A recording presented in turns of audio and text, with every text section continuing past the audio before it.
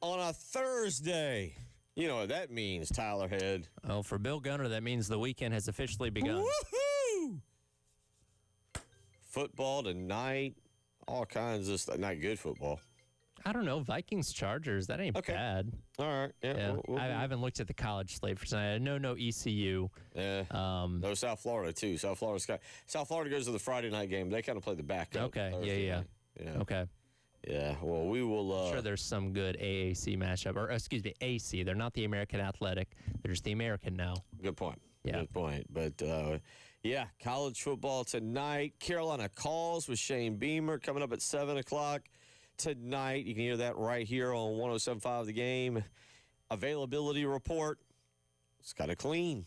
It's kind of clean. Maybe the best we've had all season. I mean, you're still out Casey Henry, which that's going to be the case for the rest of the year. We already know that, but I mean, everybody else looks like you're relatively okay. So what does that mean for this weekend? I don't know, but that's better than having a laundry list of guys on there. Yeah, offensive line. I think you feel maybe as relatively happy as you have. I mean, I'm not ever trying to put. I think you have been the one that's has said Casey Henry's maybe been your best offensive lineman this year. I think maybe I'm not ready to hand him a trophy or anything like that, but he has made significant improvements from last year. I felt like because he had a and look, let's put it in perspective.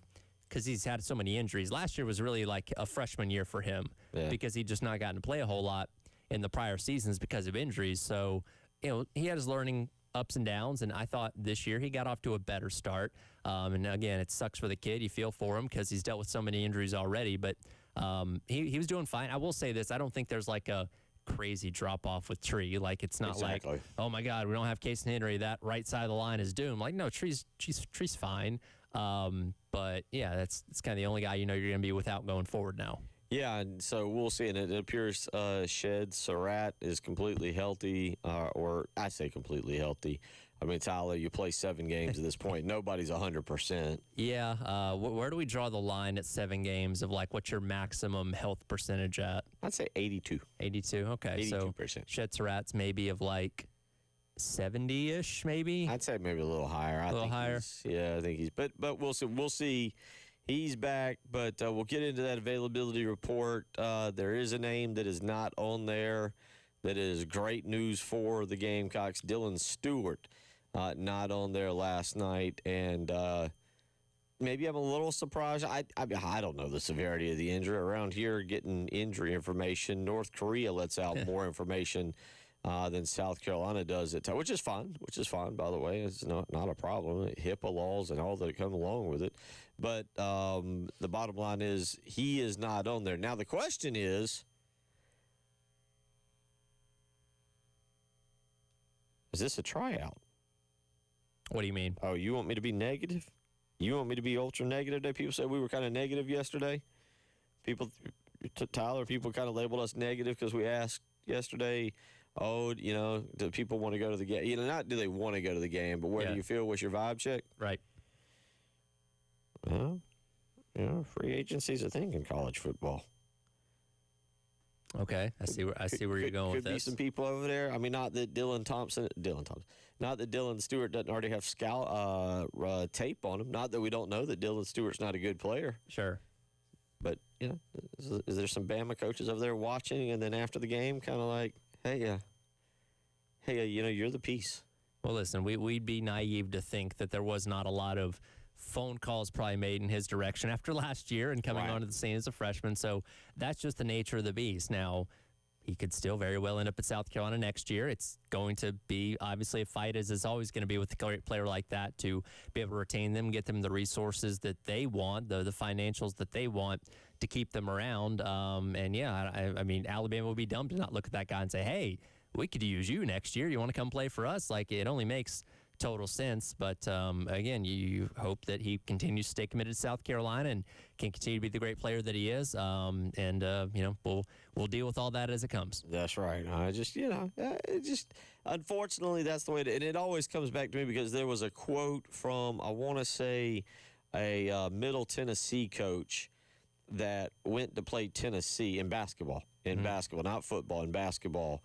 And the Middle Tennessee coach basically made the comment that they've got to stop. But this was a couple of years ago, and I don't remember who the coach was, but I remember reading the quote and being like, wow, that's true. And but the Middle Tennessee basketball coach, they went to Knoxville to play Tennessee, and he made the quote, if one of my – we could lose by 25, but if one of my guys goes for 25 points and looks good, that's great. The Tennessee coaches have just scouted him for next year. Right. And not only what happens is they see him, but then afterwards in the post-game handshake line, they can talk to him and be like, hey, man, want to come over here and play for us? We like what you do with this and that. Like, I get the point that you're making. And, look, everybody's already – I'll give you an example. That happened this year. I know for a fact. I was told for a fact, without naming names, there's a certain player at a small school in this state. And you can go back and look at the numbers, and then you can figure it out yourself, but I'm not going to give it out. A certain player in this state plays at a small school, very small school, up I-26. They went to North Carolina State. He had a big game. He actually came here against South Carolina and had a big game. Mm-hmm. But he went to North Carolina State and had a big game.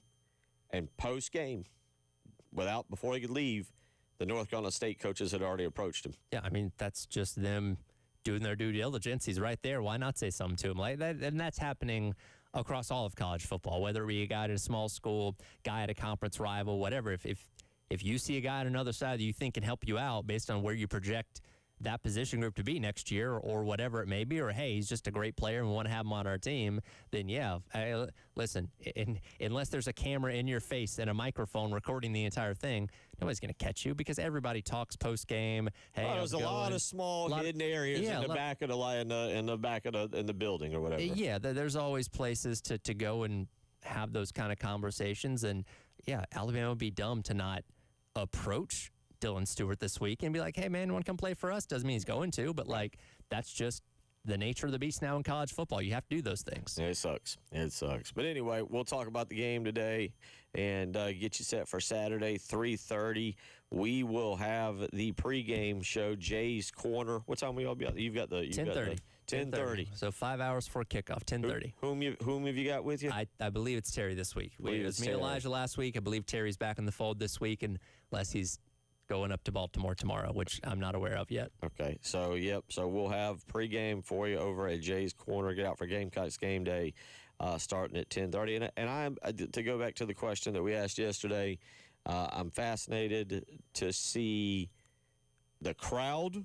Yes, I'm fascinated to see the crowd. I'm fascinated to see the attitude of the crowd. Now, 43 years of living, going to Carolina football games for really 35 of these years. I mean, really going and being a part of it. My opinion, Tyler, is fans are going to show up excited, cheering with hope, hoping to pull the upset, wanting South Carolina to win, everybody getting involved. And then where does it go from there? I think the first part, everybody gets fired up. You got a little bit of time to tailgate and to do your thing and to get ever inebriated or whatever it is you do. And I think everybody goes in excited and the towels get waving and Sandstorm gets played and the caboose comes out. Somebody hops out, hopefully this time. Cocky gets raised all the way to the top. And no malfunctions this week. So we will we'll do that. But I am interested to see the pulse of the crowd in this game because it's going to be a beautiful day. I believe it's. It's going to be like high, low 70s. I believe. I think it's going to be sunny. Maybe a few clouds in there, but a fall Saturday as you would kind of expect for a 3:30 game. And once you get into the second half, when the sun goes down, probably cool off a little bit. So kind of what you expect for a late October matchup. So I think it's going to be a Chamber of Commerce day. It's going to be what you dream up for a late October football game.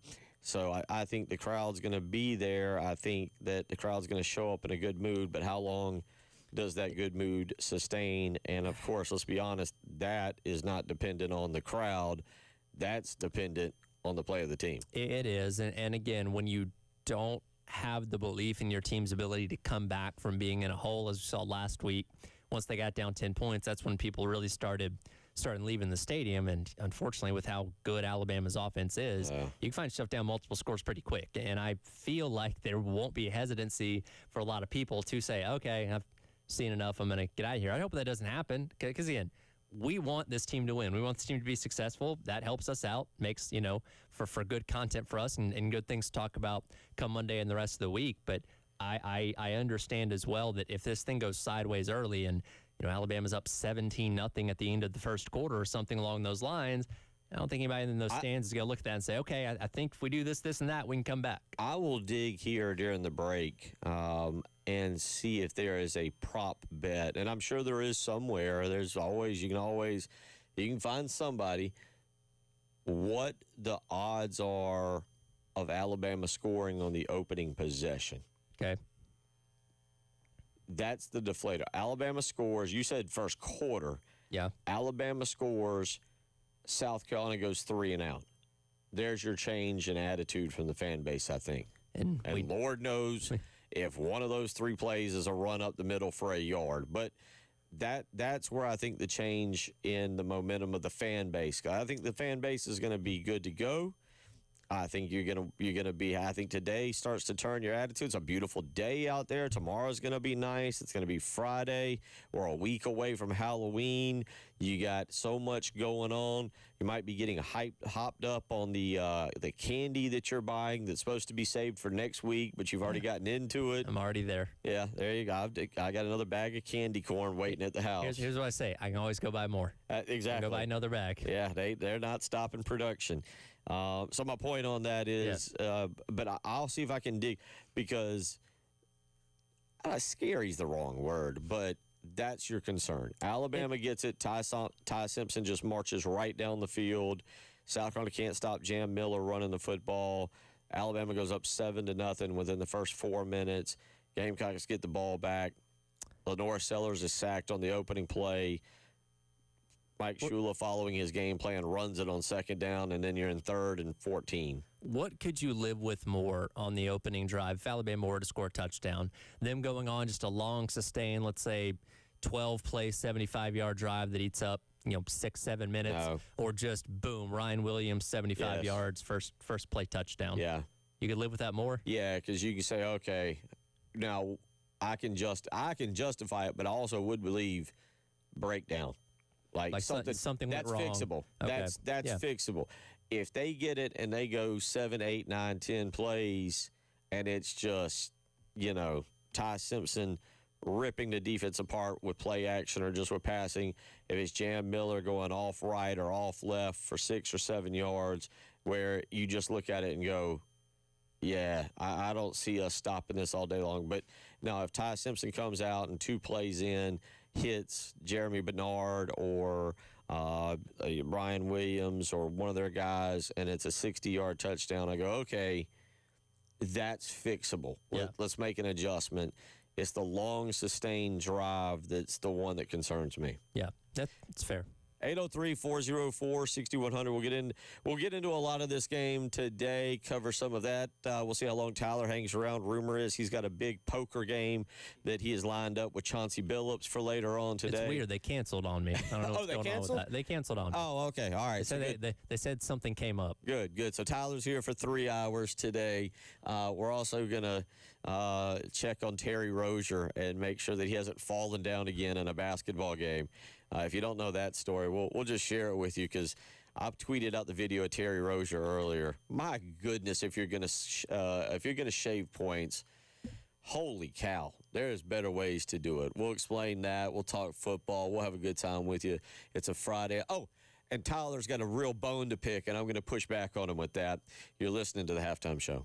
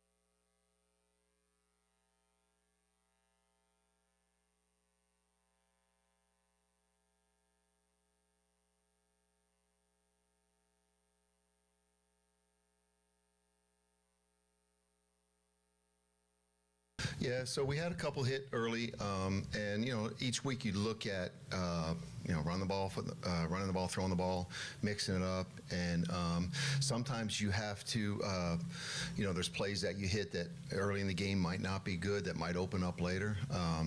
Unfortunately, we weren't good enough and didn't have as much. Success there, and they're good on defense too. So, there's been other times where we've had where games early in the game, runs early in the game have been that way, and then they popped. This season.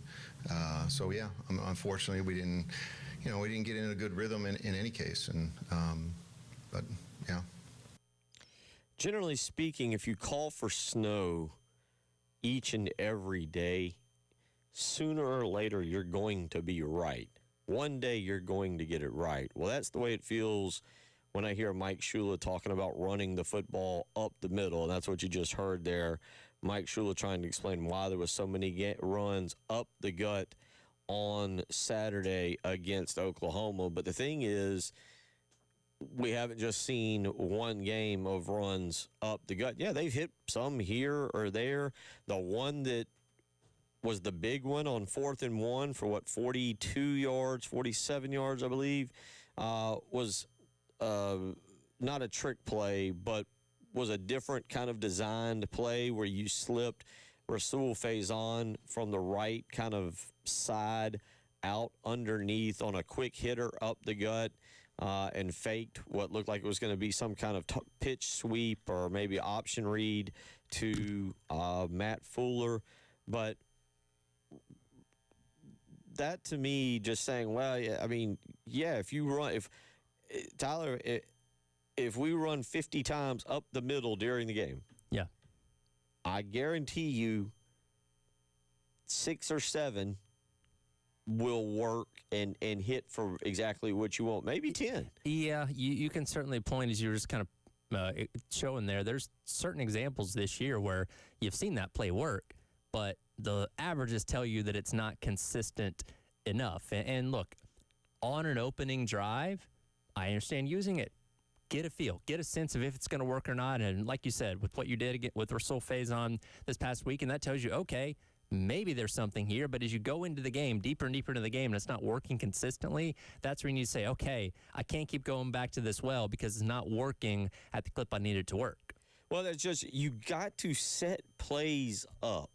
You have to set plays up, and there's nothing that has been run, absolutely nothing, very little that's been run, I shouldn't say nothing, but very little that's been run that fakes up the middle but ends up on the perimeter. Yeah. I don't know the percentages. I feel like it's a Pro Football Focus type of thing.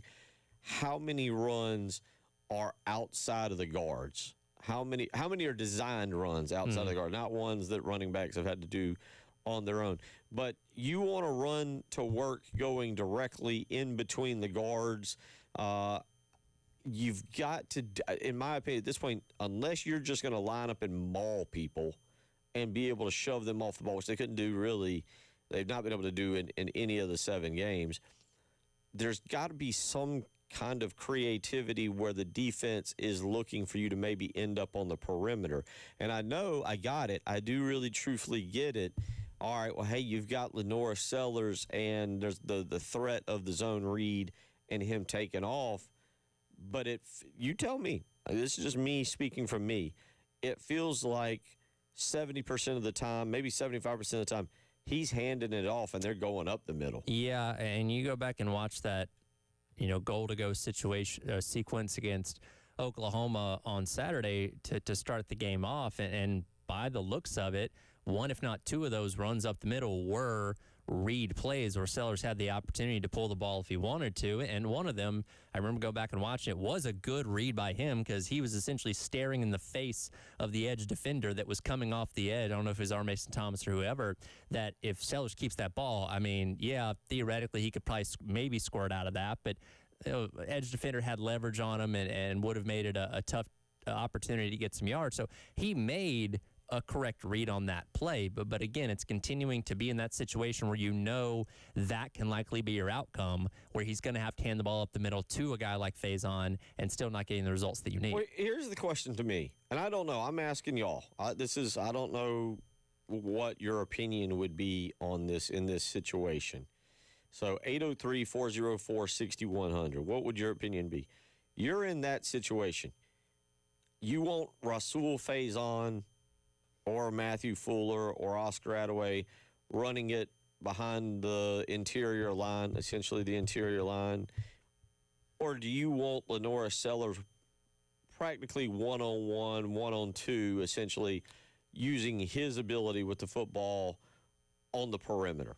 I mean, I'd take Sellers on one-on-one any day, but I guess we have to think about it from the perspective, too, of, like, as a quarterback, what you're taught to do in those situations where, again, if you see that they're reading you as taking the ball, then you're supposed to give it away. Like, that's one of those situations where it may be hard to kind of uncondition yourself to think, like, okay, I'm going to take this, then try and beat this guy that's in my face because I feel like I can, dump him over my shoulders and get to the side or something like that. Like, I think that's an easier said than done kind of thing with those kind of plays. But then that comes back to the question that we've been having about overcoaching. Are you making him a robot and not allowing him to play with instincts? What made LaNorris Sellers great last year was just instincts. Just, hey, I can do this. I can beat. Whereas this year, it feels more like it's okay. The correct play, as you just said, is the right or the left end is standing here. They've taken away my area.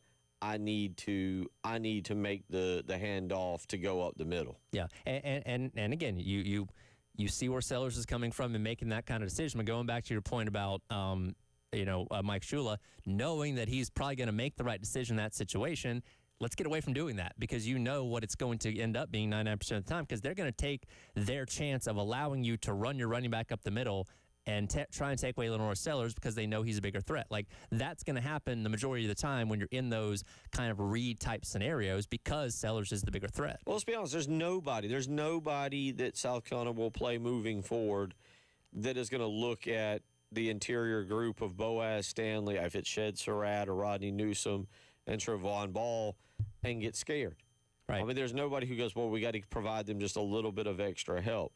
And the two, generally speaking, not always, but the linebacker or the two middle linebackers, the two linebackers in the middle, are just crashing downfield. And it's kind of like you said, they get in that position, it's that they're leaving the defensive ends wide to go, okay, again, quite frankly, let's just say that it's Rasul Faison lined up on the right side. So that means he's going back to his left. That means that the defensive end on that side now knows, okay, I don't need to crash. I'm not worried about taking away the running back. My job now is to force Sellers to keep an eye on Sellers. Like, it's becoming very simple football at this point because South Carolina, again, the simple running game, the ones that don't call for LaNorris Sellers are basically straight up the gut. Yes. Yeah, and if you ask Kane Womack, defensive coordinator for Alabama, hey, would you rather take your risk of letting Faison squirt for 5-6 yards or let Sellers go one-on-one with one of your edge guys? He'd rather take the risk of Rasul Faison squirting for 5 or 6 yards. And again, you feel like their interior is good enough to be able to even prevent that from happening. But yeah, the key is to take Sellers away, especially with his feet, at all possible. And we've seen that. Teams, I don't know if it's the Illinois game plan or where it's come from. We'll continue discussing this. There's a lot to get to there. Again, we got to make sure Tyler can get to this poker game that Chauncey. Oh, yeah, they canceled. That's right, they canceled. We'll be back. You're listening to the Halftime Show.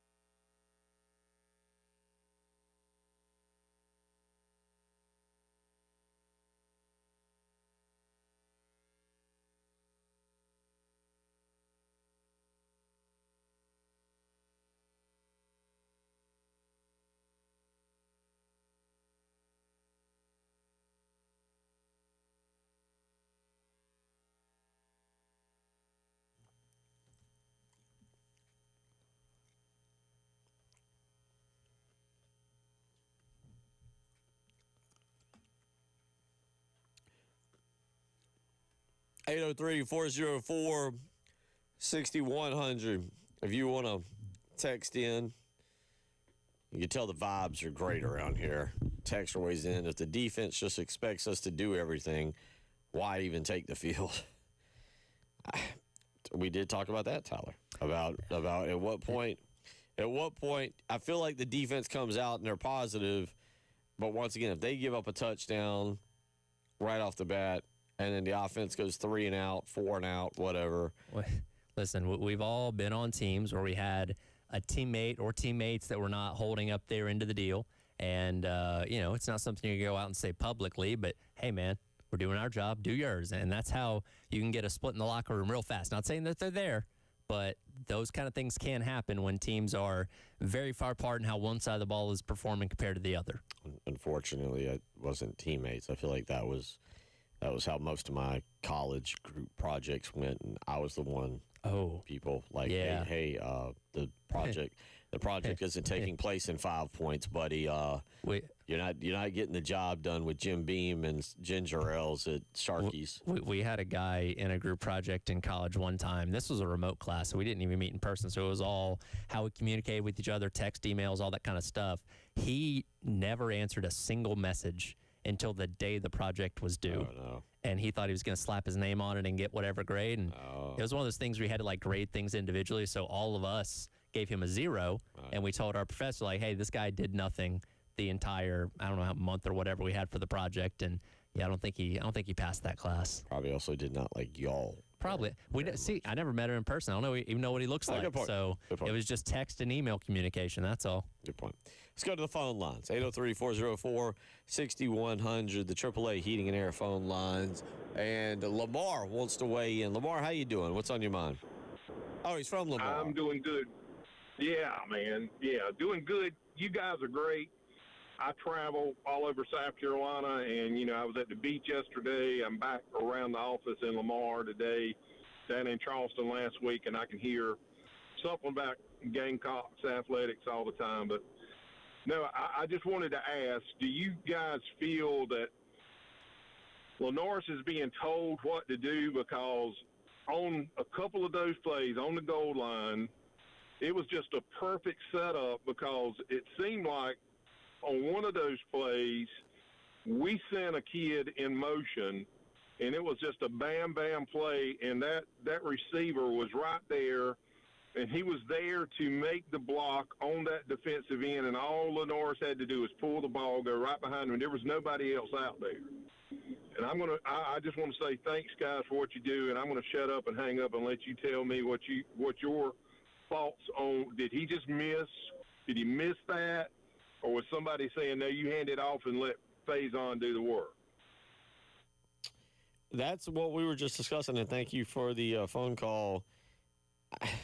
I don't know. If Faison runs it in, let's be honest. I don't. We would still have some of this conversation, but on what, 4th and 2 was it, Tyler? Is that right? 4th and 1, 4th and 2. It might have been 4th and 3 on Saturday. If Faison runs it in and we're tied 7-7. Oh, on the one from midfield? No. The opening drive. Yeah. The 4th and 1 from, it wasn't midfield. It was close to midfield. No, it was the goal line. I'm talking about the goal line. Oh, they get down there. And the 4th down where, because Sellers kept it on the 4th down there. Yes, that one. Yeah.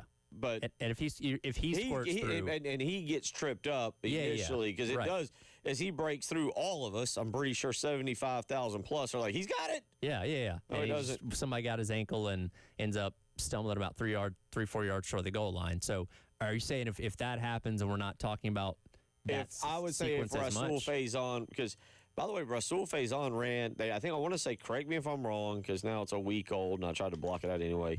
There were 3 consecutive runs up the middle, followed by Lenoris Sellers taking off, correct? Yes. The first 2 runs went for 9 yards, 6 yards and 3 yards. The third run went for negative yards. The whole Oklahoma defense was waiting on the left side of the line and found Rasul Faison. Oh, let me pull up my game notes again. Okay, yeah. So you had Faison for 3, Faison for 2, Faison tackle for a loss, and then the 4th down play. So you had a total of 5 yards on the first 2 carries. So you started at the 9, so you got all the way down to essentially the 4.5, 5 yard line, before he had the tackle for loss, and then that set up 4th and goal from, I guess, the 6. Okay, I think you said 5. I thought I had 6. But my point, if he runs it in, are we having any of these? I mean, we're having some of this discussion. We are, because assuming the rest of the game plays out the way that it does, you still had a lot of bad moments on offense in that game, but you were at least in that game for longer if you have another touchdown. Yeah, you're tied. Yeah, you're. And I mean, again, it's mid-third quarter. Both of us were saying the same thing. I wasn't feeling like South Carolina was going to go. They could have gone on a drive, but mid-third quarter, I'm thinking it's 14-7. Pick 6, fumble recovery, or busted coverage, anything, anything that puts you back in the game. Yeah, that definitely would have changed the perception quite a bit. And look, we were already 6 games in at that point. Everybody's frustrations with Shula were obviously very high. So even say 14 points and a loss to Oklahoma that's a little bit closer doesn't. I think we still have the protest on Tuesday or Wednesday, whenever that was. I think something like that still ends up happening. It would have made it look a little less worse if you were able to convert one of those and get that first touchdown. 803-404-6100. Texter weighs in. Sellers has a natural ability and uncanny instinct for the game when it's in play. Let Sellers play his way, not the way he's being forced, and it'll catch Bama off guard. Let's go to the phone lines. Danny wants to weigh in on the defense. Danny, how you doing this afternoon? Thank you for giving us a call. I'm doing fine. Thanks for having me. I just can't understand about the defensive backs playing off the line so far, and they get 5, 6, 7, 8 yards passing, and then you get first downs all over the place. And Carolina's always done that for some reason or other. I just don't understand. Why don't they play man-to-man? Or they just can't cover them or what? They've played a lot of man-to-man this year. I've kept an eye on this. Specifically, Danny, going back to the Virginia Tech game, if you remember that, there were several instances that Virginia Tech players made really good one-on-one catches, just, tough throws, but great catches. And South Carolina's played a good bit of man-to-man. What shocked me, and thank you for the phone call, by the way, and again, we appreciate you listening. What shocked me is the number of times the defensive backs have lost one-on-one situation. I mean, 50-50 jump balls, and Alabama excels at this. This is Ryan Williams has got to have watched film from this. Now, Danny's also right. There are a lot of times that they've played off, and I don't disagree with what he's saying. And that's been a little infuriating at times, too. But that's Clayton White, and I give Clayton White a pass. I think this isn't on the defense this year. Sure. The defense replaced 5 guys. Now, we sometimes don't point out that the offense replaced 5 guys. And maybe we should do that more often. But the defense replaced 5 massive guys. South Carolina had Lenore Sellers coming back and Nick Harbor. But with the bottom line on this is that's been the shocker, is that South Carolina's defensive backs have lost. It feels like, and maybe it's just things I remember, more than their share of one-on-one situations in which some of it's a great pass. Yeah. Some of it's just some of those Virginia Tech catches were just phenomenal catches. Yeah, they're in good position. They're staying tight with their coverage. But, yeah, you're right. They have lost a good amount of 50-50 balls. And, again, you're going up against the toughest core of receivers you've seen this entire season, where that could get even worse. So it's not like they're just blowing coverages or getting blown off the line of scrimmage when it comes to keeping up with these guys. They're staying close. But, yeah, when it comes to the jump balls, 50-50 stuff, they're they've had some struggles with that. Tim in Charlotte, by the way, agrees with you, Danny. He says, I agree on DBs playing so far off when they only need 3 to 5 yards. I yell about this multiple times each game. 803-404-6100. I see you out there, Lee. We'll get to you when we come back. You're listening to the Halftime Show.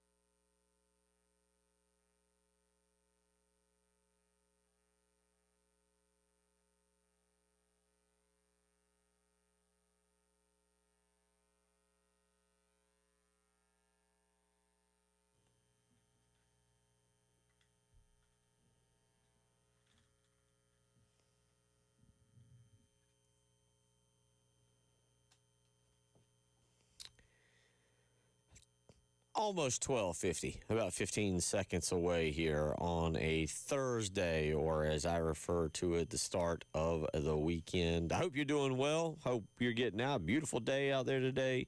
I wouldn't know. I haven't been outside yet. It's a beautiful day. Chilly.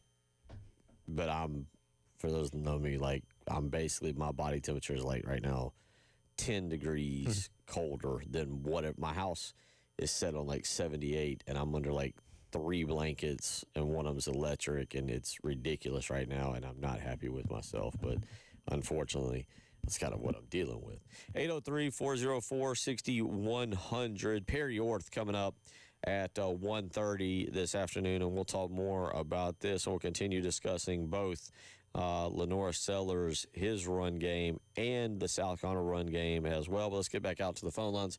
Ray wants to weigh in. Ray, how you doing? What's on your mind? Doing good, Bill.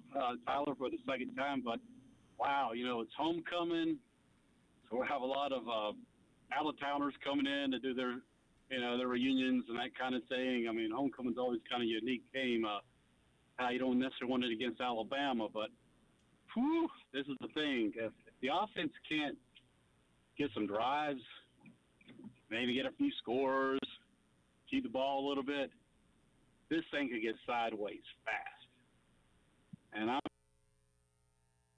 just hope it doesn't get to that point where the game is over before halftime, because Alabama, they'll have 10 to 15,000 people in our stadium. They'll come by with all the tickets. They'll pay double the price. They don't mind doing that. This thing gets sideways fast, the offense doesn't get it going, and they win by 4 or 5 touchdowns or more. Lordy, the press conference. But anyway, I hope that doesn't happen. But it's going to be interesting regardless, guys. But, man, it could go sideways fast. Thanks a lot, guys. Appreciate the phone call. Lord knows I make a prediction. Last week I thought the Oklahoma game, not only did I pick Carolina to win, I thought it would be a very competitive, ugly – it was actually an ugly game.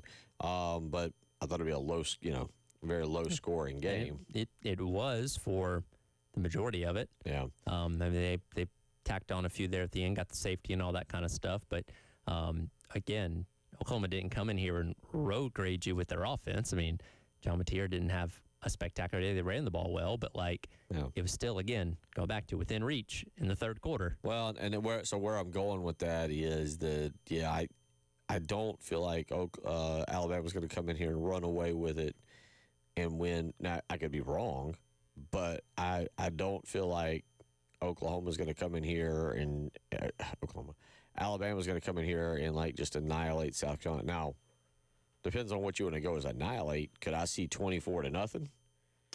Yeah. Yeah. Yeah.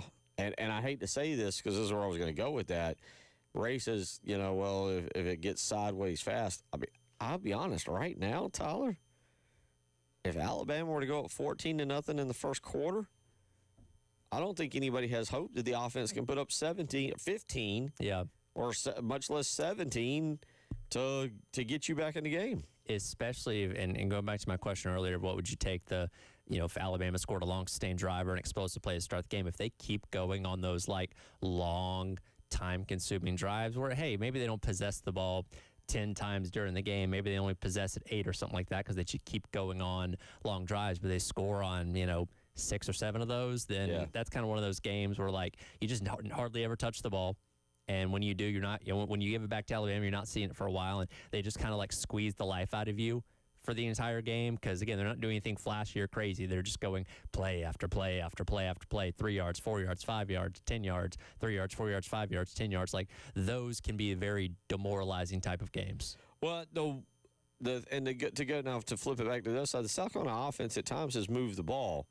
The problem is when they move the ball, there is a play, and it typically you'll see 2, 3, 4 good plays in a row or something they kind of string, and then all of a sudden, 5-yard penalty. Lenora Sellers takes a 8-yard sack. There's consecutive runs up the middle, and now it's third. It feels more like South Carolina pulls out the gun and says, hey, we're doing pretty good. There's my foot. Let's shoot that real quick and see how we operate with just one foot in this situation. Right. Yeah, I mean, you're not wrong, and that's why the frustration is at the level that it's at right now. Yeah, like you're rolling along and you kind of go, okay, I think we're getting to where we want to go, and then the next thing you know is you have something bad happen. We'll come back hour 2. Boy, Tyler doesn't get upset about much stuff, but it looks like he's got something that sticks in his craw. We're going to get to that. Perry Orth will join us.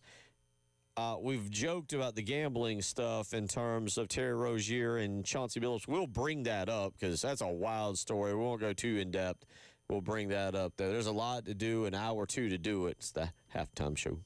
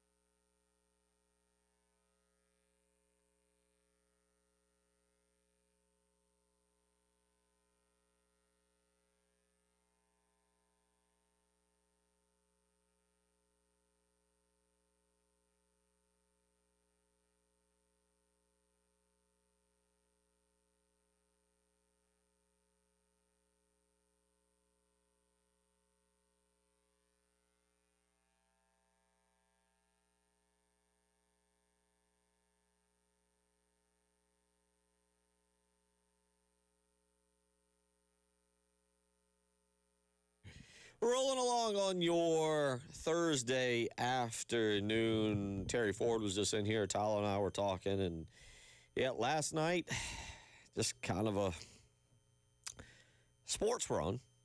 I feel like it's a letdown right now. The call me crazy.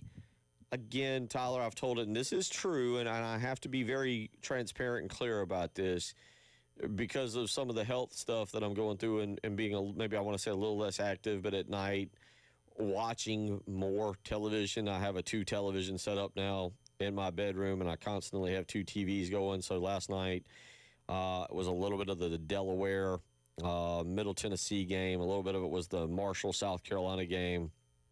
The Marshall, South Carolina soccer match. The men's side, Marshall wins 4-0 in that. But I feel like I've consumed more sports. But one of the things that I consumed more of this year than ever before, maybe dating back to when the Braves first started making their run in the 90s, was Major League Baseball playoffs. Okay. And I got to admit, I feel like without playoff games, it's just kind of been a little dull lately. And the fun thing about playoff baseball is obviously the stakes, and especially when you get into like the Game 7 that we had on Monday night between Seattle and Toronto, knowing you're playing for a spot to go to the World Series. And like the NBA is great, but like it's such a long season. What you're doing in October, November, and I know they've got the NBA Cup now that gives you something to play for at the start of the season, but like really it doesn't have a bearing on the entire season what happens exactly this early. Yeah, you want to get out of the gate strong, but the better teams, the cream always rises to the top, and I know the Stephen A. Smiths of the world will overreact to the Lakers losing their first game, but at the end of the day, does it really mean a whole lot? Not necessarily. I mean, it's cool to watch the opening and follow your team, whoever that may be, but it's a long season, much like baseball. If you get swept in a series in late April, who really cares? It's a long season. If you're good enough, it'll balance out.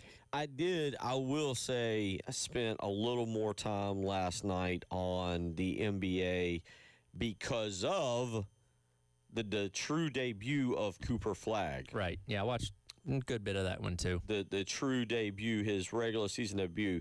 And I'm with you. I don't get into the NBA until really March. I know a lot of you don't get into it at all until March, until April. Where they have their 3 months worth of playoffs. Yeah. When they really get going, I got it. I'm not trying to. I bang the drum for the NBA. I tell you, I said that yesterday, and that Thunder Rockets game the other night was fantastic and a lot of fun to watch. And I think there's a lot of good players. I mentioned Shai Gilgeous-Alexander is a guy that I feel you, as a fan, would be okay with your son or daughter wanting that jersey and following in those footsteps. He seems, listen, if you haven't followed the NBA today, by the way, if you haven't followed the NBA today, number one, look at it. Now, if you have followed it and you're still gambling on the NBA, seek help. Like now. Stop listening to the program and go seek help if you haven't. Call the number. Yes. Or the number might call you. What is happening today with some gambling accusation? Well, not gambling, like it's a lot. Now try and convince a lot of people who already thought that the league wasn't rigged. Yeah, and I've been on air all morning, so I've only been able to kind of glimpse at bits and pieces of it. But like the mafia's involved. There's rigging poker games. This is really, really deep. There's I guess stat shaving is if that's the proper term for it, with Rozier taking himself out of games and a mysterious amount of unders being bet on him in a short window of time, like that kind of stuff. I like the NBA. Now, again, I don't really care for it. It's just last night, Cooper Flagg, 10 points, 10 rebounds, double-double. A lot of that came in the second half. He did not score in the first half, but watched him. I will say this for the NBA. If you're flipping around one night and you just 10 minutes, you got 10 minutes, and you go, oh, the Spurs are playing. Watch Victor Wembanyama if you haven't. This dude is unlike anything we have ever seen in the NBA. And LeBron was unlike anything because LeBron was 6'8" and 260 and just it was what it was, and nobody was built like that. Victor Wembanyama I watched last night, and he had 40 last night. He had 40 and 15. He was 15 to 21. He's not human, and he's young, like young. He's not 20 yet, is he? Let's see. He's 21. Okay, he is 21. He's finally 21. He just turned 20. Okay. But for the measurements, the size, to do the things that he does, it's otherworldly. He's like an alien out there. Yes. I will just tell you this. If you're flipping around one night over the next several weeks and you stumble across NBC or ESPN and or Prime, they have it now too. Prime, and you see the Spurs are playing, just take 10 minutes of your time and watch this dude play. Watch this guy. Last night was the first time, because I was watching Cooper Flagg, that I spent more than 5 minutes watching Wembanyama, and I watched about 20, 25 minutes. I watched really about 2 quarters worth. I don't know how to compare. I'll go this. This is where I'll take this. I'll go across sports. Yeah. Like football, baseball, but what you name the sport. There's no dude like this in any sport, and I don't just mean he's tall. And I don't know of anybody in sports that is like this. Well, and that's why he was such a hot commodity as the number 1 pick a couple years ago. And look, we've seen plenty of number 1 picks across all sports that get built up to be what they don't end up being. Because when you translate your game to a higher level, sometimes it doesn't work out. But he's been every bit of what people thought he was going to be. And again, when you have just the freakish size, 7'4", I mean, he's as big around as a pencil. Oh, yeah. He weighs 235. Like it looks so weird, but again, it works. He put somebody last night it just turned him around left and right, step back 3, got fouled. It was, I mean, I like I said, there's no words. I don't know how to describe it. They just show the exact play you were talking about. That one, yeah. And then he's just turns him around, spins him back, takes him back. That's I don't know. You got to watch this guy again. I don't know of anybody in sports, quarterbacks, shortstops, first baseman. There's a lot of really good, great sports athletes right now. This dude, and he's not the best yet because he's young and he's learning.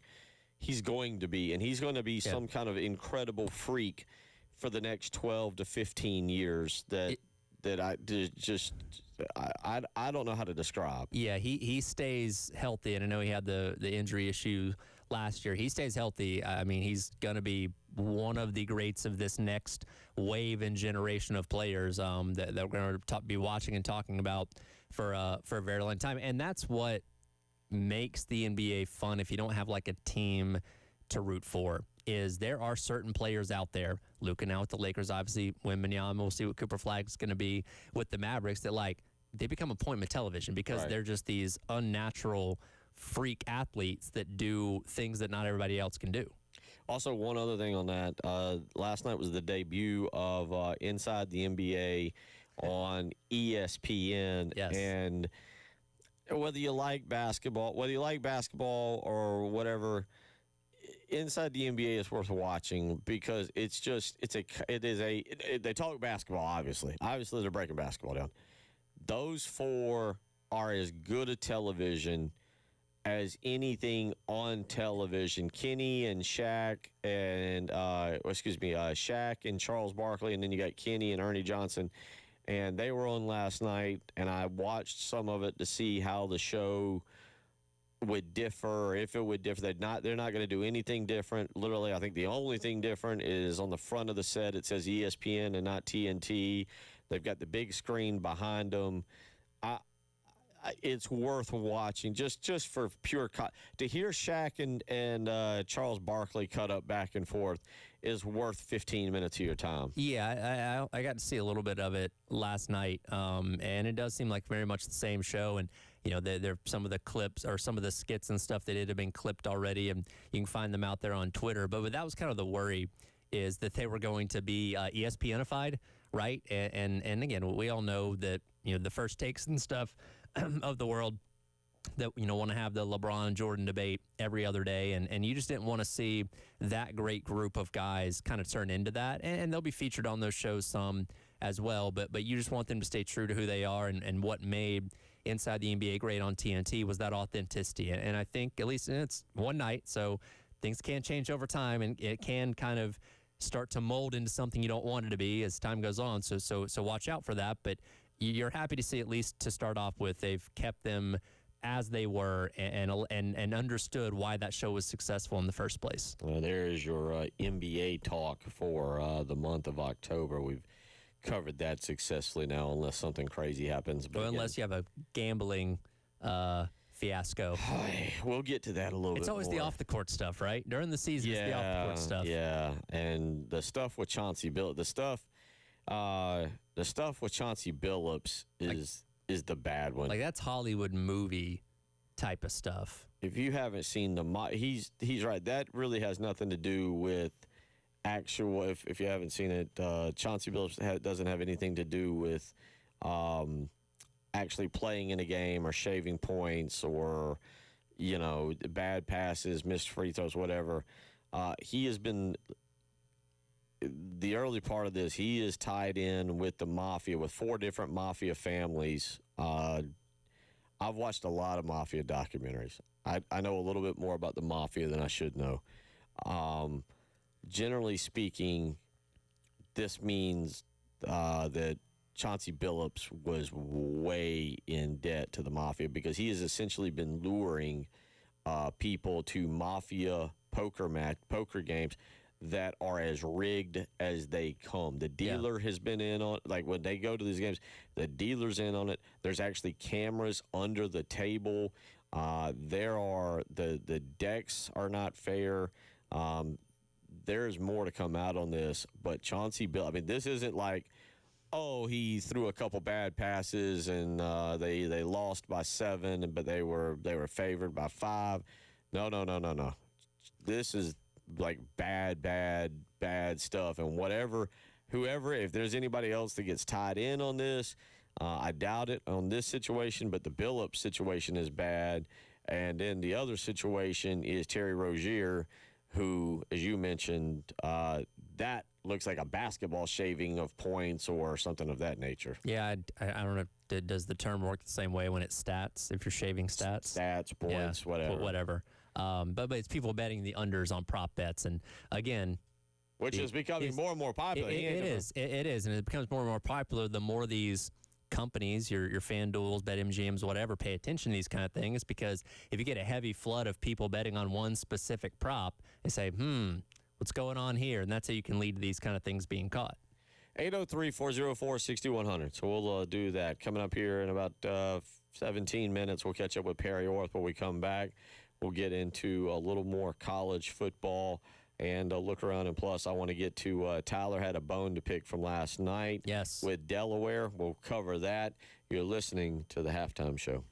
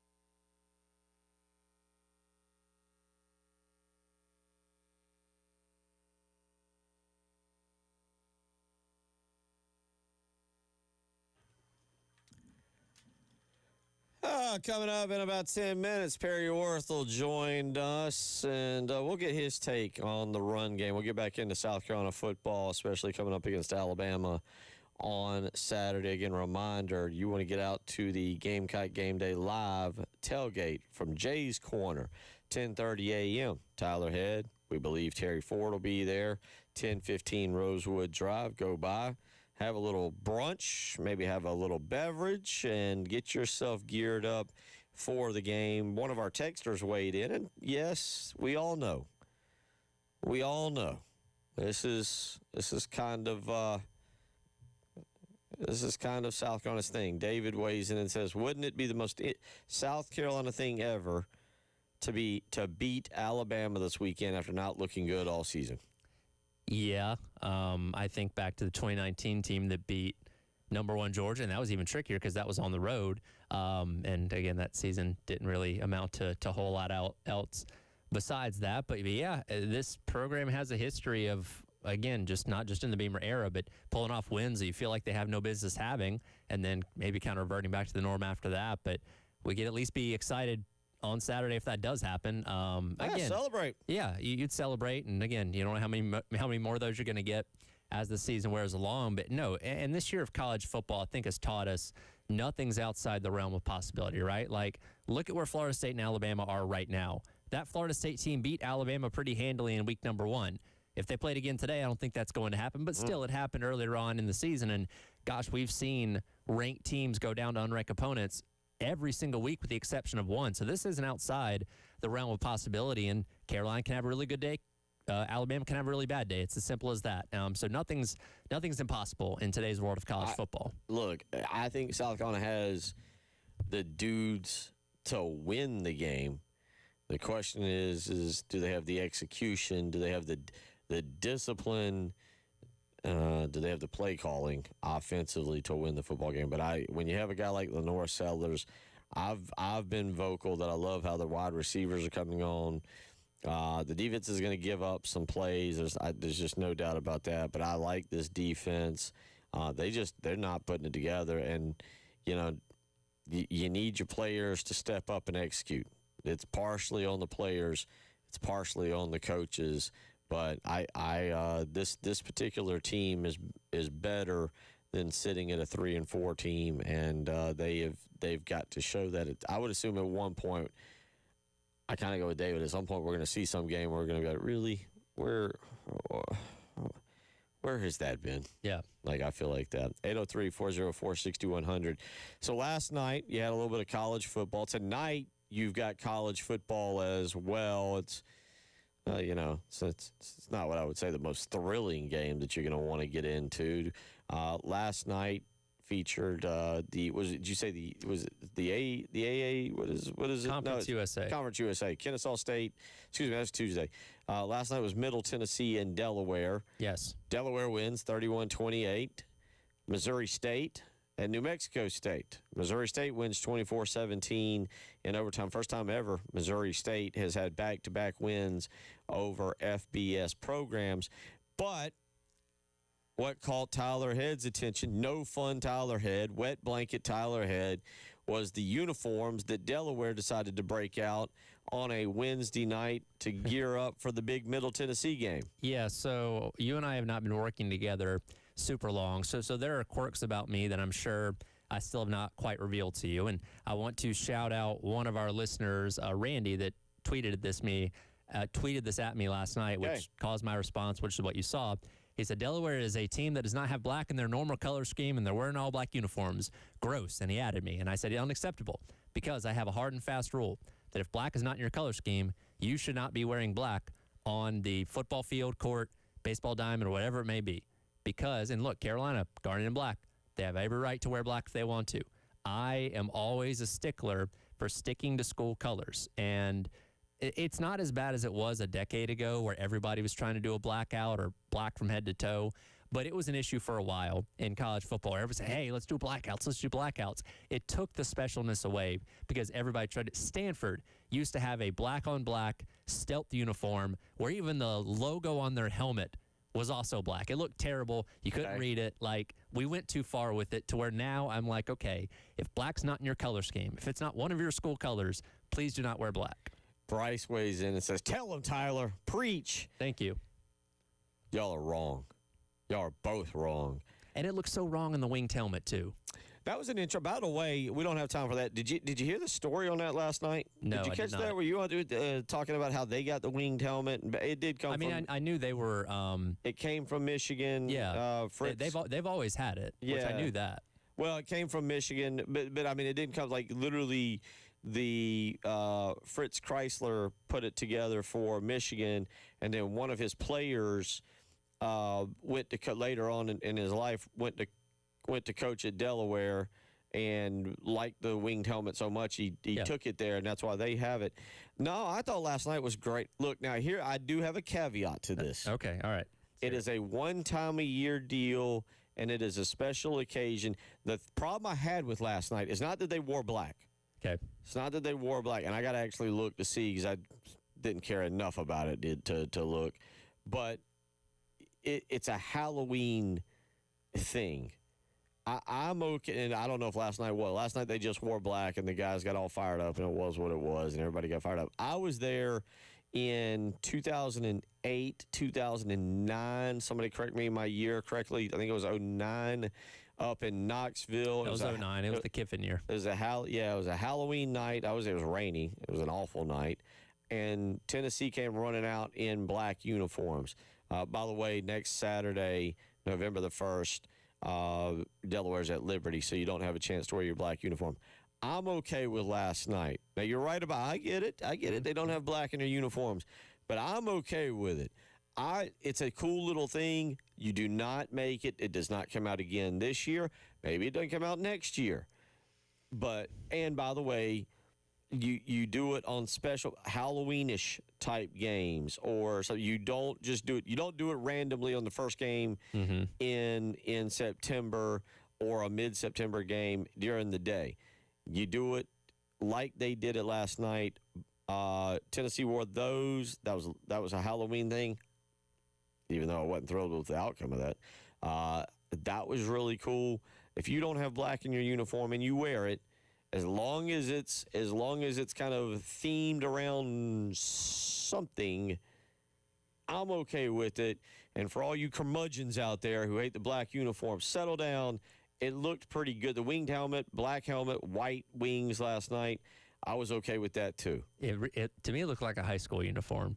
Really? Because your high school uniforms are notorious for taking classic looks and changing the colors of them so you don't get in legal trouble. Same thing with like high school logos, as you will see around every single state, including South Carolina. So it just kind of reminded me of that a little bit. I can, for special occasions, if it is a themed night, like I'm assuming it was a Halloween theme or something like that. Yeah, they don't play again. I can be. Oh, they don't play a home game. I can be more lenient, but yeah, definitely like, hey, it's third game in September. Let's roll out the black here. Like that it really crosses the line for me. I still would prefer you, because we've lost a lot of tradition in college football as it is.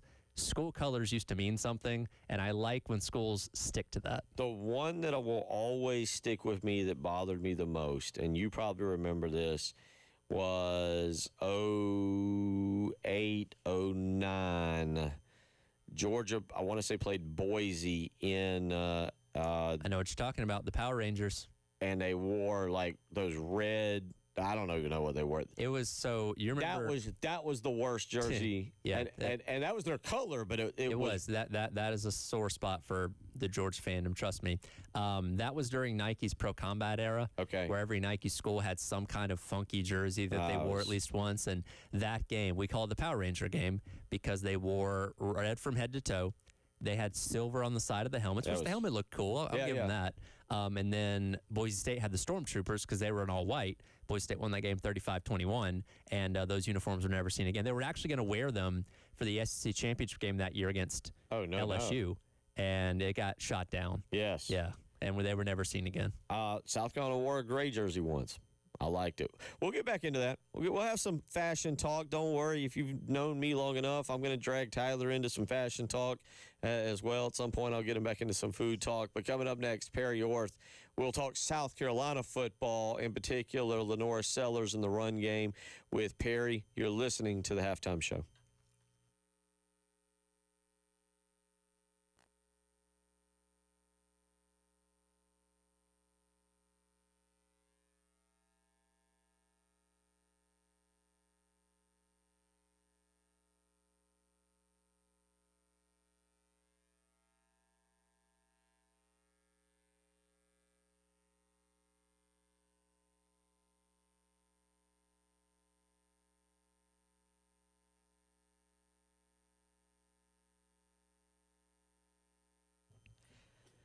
It is officially the weekend for the Gunner family. For me, I can't speak for you. I don't know how your plans go. I don't know what's going on for you, but I can tell you what, for the Gunner family, football tonight, you got other sports, NBA, you got NHL.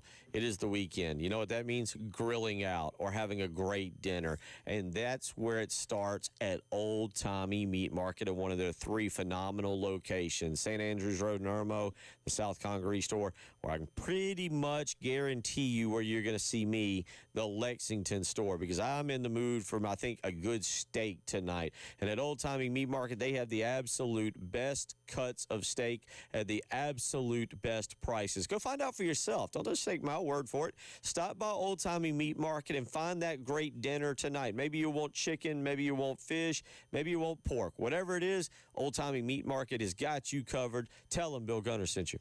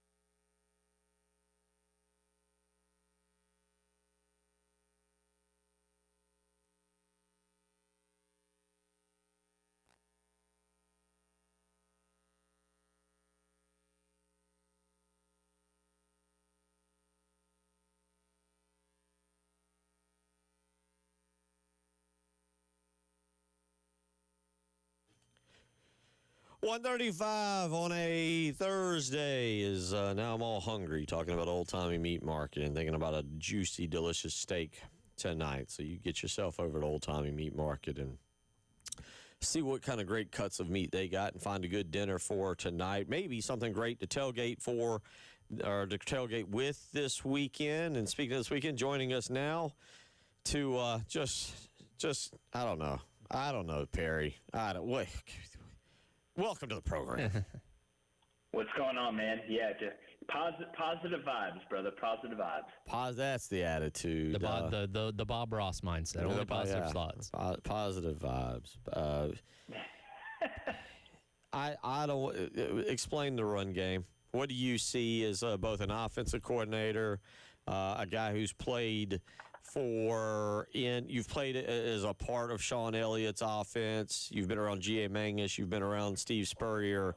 You've been around brilliant offensive minds, and now each and every week you watch the scheme and the design of this run game that they have. What is it? What are we watching? Well, yeah, we're a zone team, so I want to go ahead and set the record there. I think that goes without saying. Anybody that knows football knows that we prefer inside zone. With a little outside zone, we've run a few counters, but this is definitely a zone team. So it's not scheme. I think what it is, it's a combination of a little bit of a lack of execution. It's a combination of maybe some ill-timed called plays. But I don't want to harbor on the play calling. I know everybody wants to focus on, Mike Shula this, and we can't do that, and this is the worst offense in the history of our football program. Okay. So we ran an inside zone the other day against Oklahoma on 3rd and 1. Very, very common play across all of college football to run on 3rd and 1. And our center blocked back on what appeared to be either a 1 technique or a 2 technique. And instead of working up to the second level, they stayed on that guy. Middle linebacker runs right through the A-gap, blows the play up, and it's negative gain. And I'm sitting in the stands, and everybody's barking and screaming, "Fire Mike Shula, boo, he's terrible." And it's like, well, what do you want him to do on 3rd and 1 at midfield? I mean, do you want him to throw a deep post, or do you want him to run a toss sweep? What do you expect of it? And eventually, there is that level of accountability between the players and what is actually transpiring on the field. And it's not just the play calling, and it's not just the players. It's a combination of all.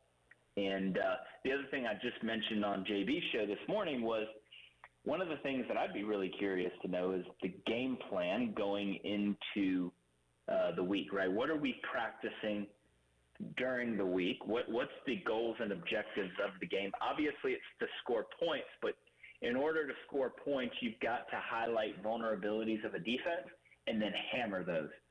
And I can only speak to what I know.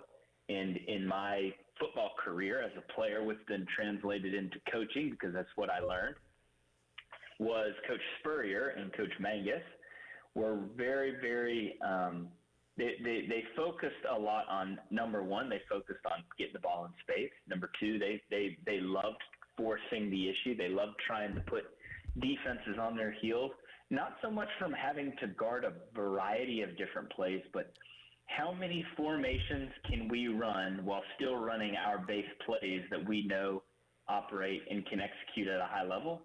That way you're giving the defense a bajillion different looks, but at the same time you're turning around and running some of your day 1, day 2 install plays that you install in camp. So that's kind of how I was coached as a player and what we have done in my past as a coach. I know I'm not coaching anymore, but that's what we had done to that point, and at times it worked, and obviously other times it didn't work. But I know that it worked really well for a long time for Coach Spurrier. So that's kind of my commentary as to what certainly could work. And I know that different NFL guys talk about that as well. And so it's not one blame. It's not Coach Shula's terrible, or it's not the offensive line's it's 100% their fault, or it's just the receiver. Like it's just a combination of everything where we're just in a slump right now. Again, talk to Perry Orth here on the AAA Heating and Air phone lines. Let's go back to the beginning of the game. Carolina gets in the goal-to-go situation down there in the first drive. Of course, it ends up with a turnover on downs, and we've all focused on those 3 straight run plays up the middle to Rasul Faison. And going back and rewatching it, at least one, if not a couple of those, were read plays where Sellers theoretically could have kept the ball himself and tried to make something happen. But when you go back and watch, you can see, based on the read, if that's what the play was, when you have the end coming around that was focused in on him, the correct call is to hand the ball off up the middle to Rasul Faison, even though the results didn't give you exactly what you wanted. What's that dilemma as a quarterback where we as fans or media people watching know, hey, we probably have a better opportunity if he keeps that ball and takes his chances one-on-one with that guy, even though the way you're taught is to hand it off when you see the defense give you that kind of reaction to the play? Yeah, no, that's a good question, actually. So I want to clarify something. They're not running the ball up the middle. Coach Shula's not on the headset saying, hey, run it up the middle. They're calling inside zone. Now, just because it's inside zone doesn't mean the running back needs to just slam it in the A-gap. So that's a personal question mark that I have, because I remember talking to Eric Kimry about this years ago when he was at Hammond and I was at AC Flora. He's talking about inside zone can hit all the way from backside C to frontside C gap, right? If you have no tight end. And then if you have a tight end, it can work backside C all the way to the frontside D gap. So why the backs are just so persistent on slamming it in the A gap, I'm not entirely sure. Maybe that's how it's designed. I don't know. But then on the zone calls, yeah, I probably wouldn't have, hindsight 2020 probably wouldn't have focused on trying to run it 3 times in a row, where it all kind of from a 30,000-foot view all looked very similar. But you're right as far as the zone read goes, right? When that end man on the line of scrimmage, not so much defensive end, but it's the end man on the line of scrimmage. So if you have a tight end who's outside shoulder of the tight end, if that guy approaches the QB, the read is to give the ball. When you give, what is he going to do? He's not just going to run into the quarterback. He's going to go after the ball carrier. So if you don't really understand what you're looking at, it looks like, well, Lenoris, just pull the ball and run into the end zone. I do remember one of the plays looked as if the ball could have been pulled, but then again, like I've played in offenses and have had calls where inside zone was an automatic give, or I've had where it was a true zone read where you were, like I said, reading the end man on the line of scrimmage. So there are a couple of differentiators that I want to see, that I'd like to see there. But one of the things that would love to have seen us do is throwing the ball into the end zone on first or second down.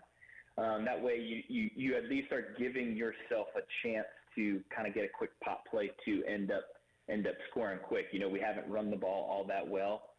And maybe there was something in the run game that they really liked and wanted to hammer on. And, we did have 53 yards rushing in the first half. And I know we had I think it was like a 35-yard gain on the 4th and 1. So I'm not dying on that one drive overall, but I do the way that inside zone has hit this year has not been successful. So maybe doing something a bit different probably would have been a more advantageous opportunity. Perry, I know you got something at 2 o'clock. If I hold you over and we carry you to 154, does that give you time to do what you got to do by 2 o'clock? Yeah, man, that'll work. Let's do that. Let's hit a break. I want to go back to some questions with Perry here, and his knowledge is second to none and really good insight today. So let's hit a break and come back, and we'll wrap up the hour with Perry Orth. You're listening to the Halftime Show.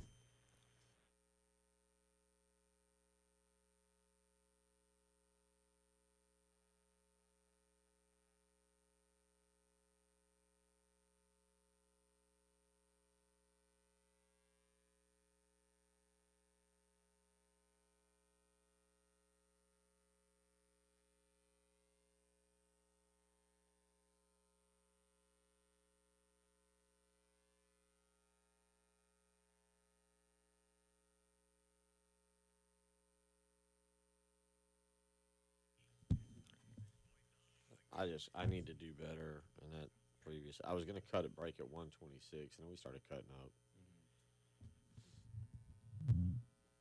I want to go back to the offensive line thing where he's like, well, the D only blocked Ryan. You're like, well, whose fault is that?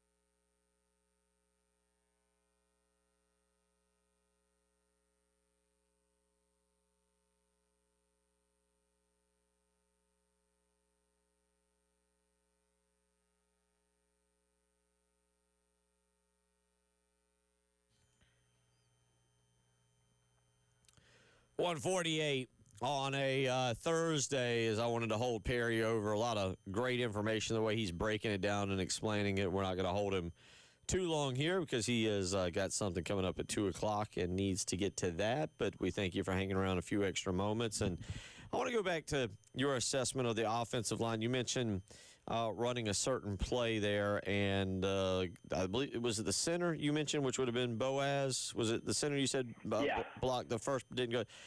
Is that – where does that fall on? Does that fall on Boaz? Does that fall on a technique? Does that fall on a scheme? Does that fall on, unfortunately, what Lonnie Teasley had been training for the previous last 8 months, 9 months? Yeah, so it's not on scheme, and I don't know how Coach Teasley coached. My venture would be to say no. I know how Coach Elliott coaches, and I know he probably got a nice rear end chewing on the Monday film session that they had. And it's just I use that as an example to highlight that it's not just play calling, that it's execution. I'm not trying to single out my man Boaz by any stretch of imagination, because Lord knows as a player I made a bajillion mistakes and specialized sometimes in throwing the ball to the other team. But the reality is it's collective across the board, right? And so for that example, it's just quickly a quick punch and then working to the second level is what really kept us from having an explosive play or even a first down or whatever. You know, and I will say this to kind of throw an olive branch out, you know, on Coach Shula's behalf. You know, it was third down. We had the ball roughly at midfield, and we called a speed option into the boundary. And everybody was like, oh, what the hell? This guy doesn't know what he's doing, blah, blah, blah. And I'm sitting there in the stands like, actually not a bad little call, right? It was third and medium, third and short. Oklahoma had showed zero pressure, which means no safeties, man-to-man across the board, all-out blitz. And as a play caller, that's something that you scheme up. You know that this down and distance, they're going to do this front. I'm going to call this play to exploit them. It was beautiful. The problem is Oklahoma showed blitz, got out, dropped 8, rushed 3, had 2 guys waiting for him, got pitched. Lenoris pitched to the running back, and somebody was right there. Sometimes that happens as a play caller where you, as Marshawn Lynch said, you get got, or whatever the hell he said. But, you know, so everybody, you know, and I'm not sitting here like I'm the czar of football knowledge, because I'm not. But when you have a trained eye, you notice little things like that. And I'm not sitting here trying to say that it's not, you know, Coach Shula doesn't have some responsibility in this. He obviously does. He's the offensive coordinator and paid handsomely to do it. So it's a collective nature across the board that we just we're not clicking. And one of the suggestions, if I was given the right to provide a suggestion, it would just be do things to force the defense to get on their heels. Don't be on your heels. Don't worry about running this pristine offense to where you have to click on all cylinders and be super structured and formatted. Press the ball, press the defense, make them defend you versus you just trying to get by. And, you know, okay, if I can get this 6-yard gain here, then I can get this 3, gets me to third and short, that I can do this. Heck no. Get out there and go for chunk plays. And what I mean by chunk plays is not drop back and blindly throw the ball as far as you can. I'm talking about dagger concepts, right? Take number 1, run them through the middle of the field, and then number 2, and then have number 1 trailing behind them on a dig route, right? Little play action versus quarter coverage. That's there all day. Same thing versus cover 3. So there are some things that you can do to force the defense to defend the whole field. Put your foot on the gas, make them defend you versus being scared to make a mistake. And I think that good things happen when teams do that. Perry, like 90 seconds here before we got to hit a break. And, you know, our job here is to come in here and talk about the team. And unfortunately, that's been a lot of negative conversation these past couple weeks. And the players and coaches all say the same things. Hey, we're blocking out the noise, trying to ignore it. But inside of a locker room, I mean, what's it like to be on a team that unfortunately is struggling? Well, I've been there. So, yeah, you really have to there's a level of maturity and leadership that has to come from within the locker room, and somebody in that locker room has to step up and say, you know what, guys, we're 7 weeks in, and we have sucked. We have not lived up to expectations for ourselves, not what you see the cranky fans say on Twitter, but we have not lived up to expectations within this locker room. Let's get out there and hit somebody. Let's punch them in the mouth. Let's go and set the tone. We're playing the number 4 team in the country, who's probably playing better than anybody other than Ohio State right now. Let's force the issue and make them beat us. And I think that if they do that, we'll see a much better South Carolina team on Saturday. Final minute here with Perry Orth, and you just mentioned there, looking at that real quick, thoughts on Lenore Sellers and just what you've seen through 7 games in terms of throwing the football. Yeah, I think there's been a lot of good and there's been some bad. I think, unfortunately for Lenore, I talk about this all the time, quarterbacks are the most dependent player on the field, and if guys are not getting open, there's no run game and you're not protecting, which is unfortunate the reality that Lenoris is living in. It's really, really challenging to be successful. Lenoris did not get worse. He did not become a worse football player over the last 8 or 9 months, and so that leaves you saying what's going on, and I think right now he's fighting an uphill battle trying to do it all on his own, and that's just not a fun place to be in. And that goes back to, hey, rally the troops, get with your coaches as well, and say let's force the issue this week and see if Bama wants what we're going to throw at him. Perry, I really appreciate it, taking a few extra moments with us, man. We will definitely catch up with you here in the near future, and good luck to you, and hope you have a great weekend. I appreciate that. Take care, guys. Thanks. Take care. Perry Orth there, a lot of good information. Anything real quick you take away from that? I always love a good technical breakdown from a quarterback's perspective, because he's going to see the game the way that we do, or a different way than we do. And again, execution is a big part of that, so it's not all in the play calling. That's part of it, certainly, but I do appreciate him kind of bringing us into the helmet of what a quarterback's thinking and how those guys in the field factor into, unfortunately, the not great results we've seen on the so far this season. Hour 3 on the way. We'll get back into this game, and we will look at this weekend's big picture of college football. You're listening to the Halftime Show.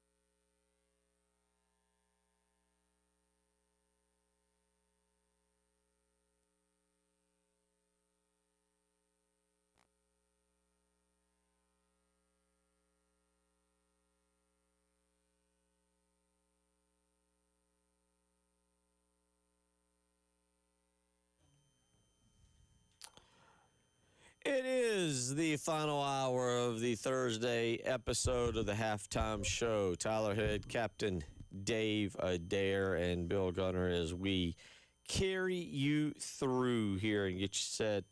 Terry and Jay coming up right after us. And tomorrow they will be out at the Krieger Showroom, 417 Hugh G. Street. You can go by and hang out with them. The postgame show over there at Krieger Showroom, 417 Hugh G. Street, so you can start your afternoon with them. Start your weekend according to you. The weekend started today, buddy. That's right. The weekend has started today. We got kind of a slack night in sports. I'm not going to go too far down on it. I mean, look, sports are better than sports. We got NHL. I like Vikings Chargers. I'll check it out. Yeah, I will have it on. Chargers are kind of coming unglued. The last time that Justin Herbert faced a Brian Flores defense, he was 40 of 47 and shredded them. Yeah. So I'll be interested to see if that happens. Last week we got a pretty fun Thursday nighter. Bengals and Steelers was actually pretty fun. The Thursday night games. I keep saying this because I don't know if it's me or if it's football in general. And I say me because of how I'm consuming sports right now, but football it's delivering. It's delivering. I'll go back. I didn't pull the stat for today. I didn't have it, but they had a stat that was out in regards to broadcast and the number of viewers, and it's been a ridiculous year for viewing college football, like ridiculous kind of. They are racking up numbers. TV networks are doing very, very well right now on these games. So it's been a very, very good year, Tyler, in terms of that. And you're right, the Thursday night games for the NFL have kind of turned and have become quite good themselves. Yeah, they have. Now, as you get deeper into the season, really kind of when November gets here, the back half of the season, that's when I think you start to see the breakdown of like these games getting worse. Because, again, you're talking about teams pretty much playing two games within about 100 hours of each other. And as the body wears down a little bit, that makes the games worse and worse. But for the time being, we're kind of in that window where you can still get some relatively good football. And I think that's two teams tonight very capable of, hopefully putting on a good game. We'll see. If you want to get into the Thursday night college football game, it'll be on ESPN2, South Alabama and Georgia State. And South Alabama, 6.5-point favorite on that. Again, okay, no problem. Makes it kind of easy to choose for the NFL game if that's the direction you want to go. World Series gets going tomorrow night, and we'll have that going for us. But tonight, kind of a light night again. If you want to go into the NHL, the Hurricanes are back in action tonight, if you want to get into that a little bit. But other than that, maybe, and I mentioned to Tyler this, just maybe, because another great sports weekend coming up, and then you start the World Series, and then 1 week from next Tuesday, yes, college basketball gets going as well. But I was going to say, if you want to go maybe down a path, I almost did this last night, the John Candy documentary that I believe is on Amazon. Yeah, it is. Yeah, the John Candy documentary. That is at the top of my list of things to watch right now. We attempted to get into another scary movie last night and quickly thought the acting was really bad and bailed on it pretty quickly. So may have to find another Halloween-y type of movie to watch while eating dinner tonight. All right. So last night I decided I wanted to do a scary movie. Okay. Last night I was really kind of all over the map with sports. I was watching a little bit of Delaware and Middle Tennessee. I did have on the secondary television, I had South Carolina and Marshall soccer, which didn't go well, 4-0 Marshall. But I'm like you. And I'm a very odd movie, scary movie kind of guy. I mentioned it to you. I like the Halloween movies. I don't know why. I can get into those. I do not like Saw. I do not like I really have never gotten into Freddy Krueger, Jason Voorhees, stuff like that. I just never Never gotten into stuff like that. So last night on, I don't know, Freeform or, one of the lesser channels, if you will, Hocus Pocus 2. Yes. I actually pleasantly surprised. I've seen Hocus Pocus. Sure. So I said, all right, I want to watch a Halloween movie. I want to get into a Halloween movie. And I went with Hocus Pocus 2. And I have to say, I laughed a little. I smiled a little. I cringed a little. And overall, okay. It gets a thumbs up. Okay.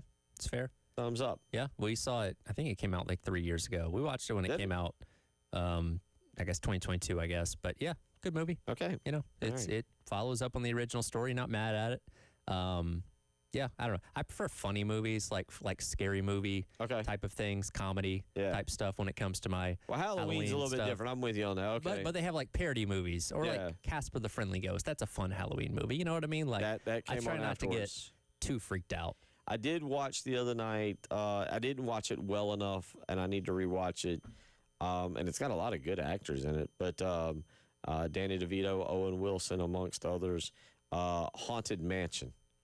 I think it was maybe a Disney movie. I'm not sure. The Eddie Murphy one from like 20 years ago? No. Okay. This is relatively new. Like I said, yeah, Owen that's Wilson. right. They redid it. I haven't seen the redone one, but yeah. It was Haunted Mansion. Was yeah. the name of it. So yeah. Anyway, there's your Halloween talk. But tonight you've got Georgia State and Georgia State hosting South Alabama in the college game. If you want to go down that path, and then you've got the Chargers and the Chargers hosting the Vikings tonight in the NFL game, and then a load of NHL and NBA as well, if you want to go down that path. So that's your sports night. Just FYI, we're going to get in, coming up in the next segment, or coming up here this hour, into the Saturday slate. But tomorrow night, for those wondering, North Texas and Charlotte, 7 o'clock, a game in Charlotte if you want to go up and check out a football game. California makes the cross-country trip for the well-known ACC game against Virginia Tech. Cal and Virginia Tech in that game. And listen tomorrow because Brian Edwards has a call on that game. And then the late-night game, 10 o'clock, Boise State and Nevada tomorrow night. So sign me up. Okay. And not a bad start to the weekend. Not the best start to the weekend as we get going. 803-404-6100. So kind of the news of the day nationally has been this NBA basketball scandal, gambling scandal. They're two different stories. Even during the show, more news has broke. Now you've got another player named in the Chauncey Billups gambling investigation. Chauncey Billups' gambling investigation is different because his is tied in with fraud poker games with the mafia. Like, this isn't, Chauncey Billups missed threes and shaved points. Chauncey Billups is doing some wildly illegal stuff and scamming either buddies or people out of money. As you brought up earlier, this would imply he's probably pretty heavily in debt to the mafia, where to ease some of those concerns, they were having him set people up to try and help pay off some of those debts. Yes. Not again, oof, boy, not good news there for him. And now Damon Jones is being linked to that as well. The one that does involve the NBA, and this is becoming a problem, and this is, I joke, kind of tongue-in-cheek, if you gamble in the NBA, something's wrong with you, because now, and more, I guess, if you do the fantasy stuff and the underdog and all that good stuff, you're playing a risky game, because now Terry Rozier, is the Miami Heat point guard, is being called up in all kinds of accusations about what he did. And I retweeted a video earlier on Twitter. Did you see this video of him? I believe it's against the Grizzlies. Let me see. I don't look, as a person who's played basketball, who's played good basketball, who's stunk at basketball, who's had no confidence when I've played basketball and made bad turnovers. this video of him from a game is absolutely comical in what he is doing here in terms of turnovers. It looks like they're playing Cleveland, and oh no! I mean, are you watching this? Yeah. Oh my God, that's bad. You need to see this. Like, I don't know what to explain to you, but if you were like, oh, if you were watching that game and you're like, that guy's shaving points, yes. Yeah. Yeah, this is. Did you get to the floating air ball from the side? Yeah. Yeah, a couple of those actually. So not even and it's the same game, by the way. Yeah, no, it's all in one game. Playing the Cavs, and yeah, he's not even attempting to make good shots. The passes are comically bad, and the one at the very beginning where he's already turning and running the other way because he knows it's going to get picked off. Like, yeah, that's it's pretty incriminating. Yeah. Anyway, that's kind of the national news of the day. Locally, the availability report comes out for South Carolina. Came out last night for South Carolina, and Tyler, all in all, I would say good news. Casey Henry out, but other than that, not bad at all in terms of what you're hoping for with health. This is probably the healthiest you've been all season, all things considered. Now, there are guys that have been out the entire time, so we're not counting them. But in terms of guys that started the season healthy and have gone on and off the injury report, this is probably the healthiest you've been going into a game. And what's that worth? We'll see. But it's better than having a long list of guys out there that are going to be banged up and out. So we'll see.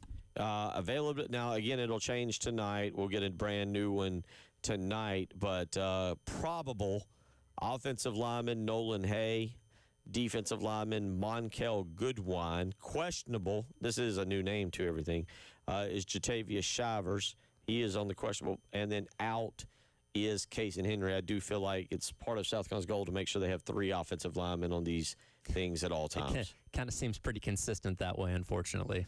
Alabama has 4 players listed as out.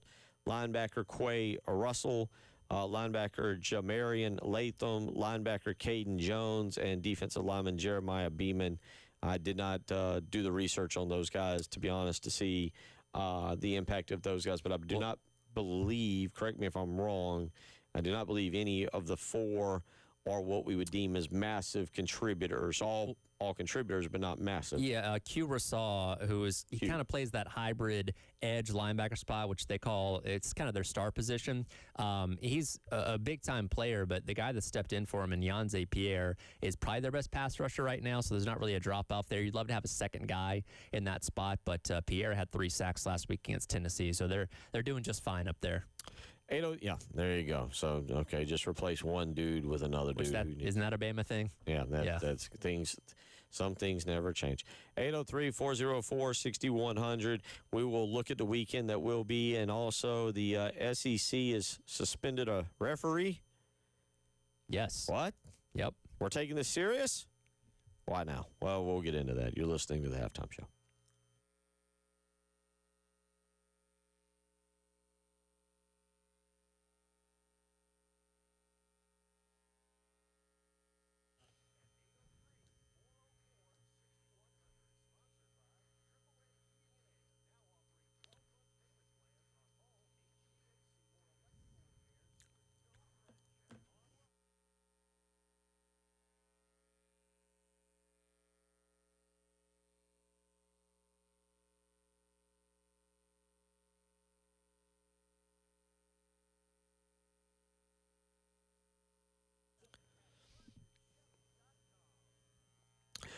Bill Gunner for Mid-State Roofing. That's right, Mid-State Roofing, the leader, the proven leader in the roofing and waterproofing industry for over 30 years. And again, the reason because is their customer service. That's right. You don't become a leader and you don't stay the leader if you're serving people the wrong way. But at Mid-State Roofing, they know how to help their customers, whether it's your home or your business, whether you're here in Columbia or Greenville, Florence or Myrtle Beach, Charleston or Aiken. Guess what? Mid-State Roofing is there to help you. All you need to do is give them a phone call. And if you give them a phone call, guess what? 24 hours a day, 7 days a week, you're going to speak with someone ready to help you with a maintenance contract. So don't wait a day longer. Make that phone call today and line up a maintenance contract. That phone number is 803-356-1919. That's 803-356-1919. That's Mid-State Roofing.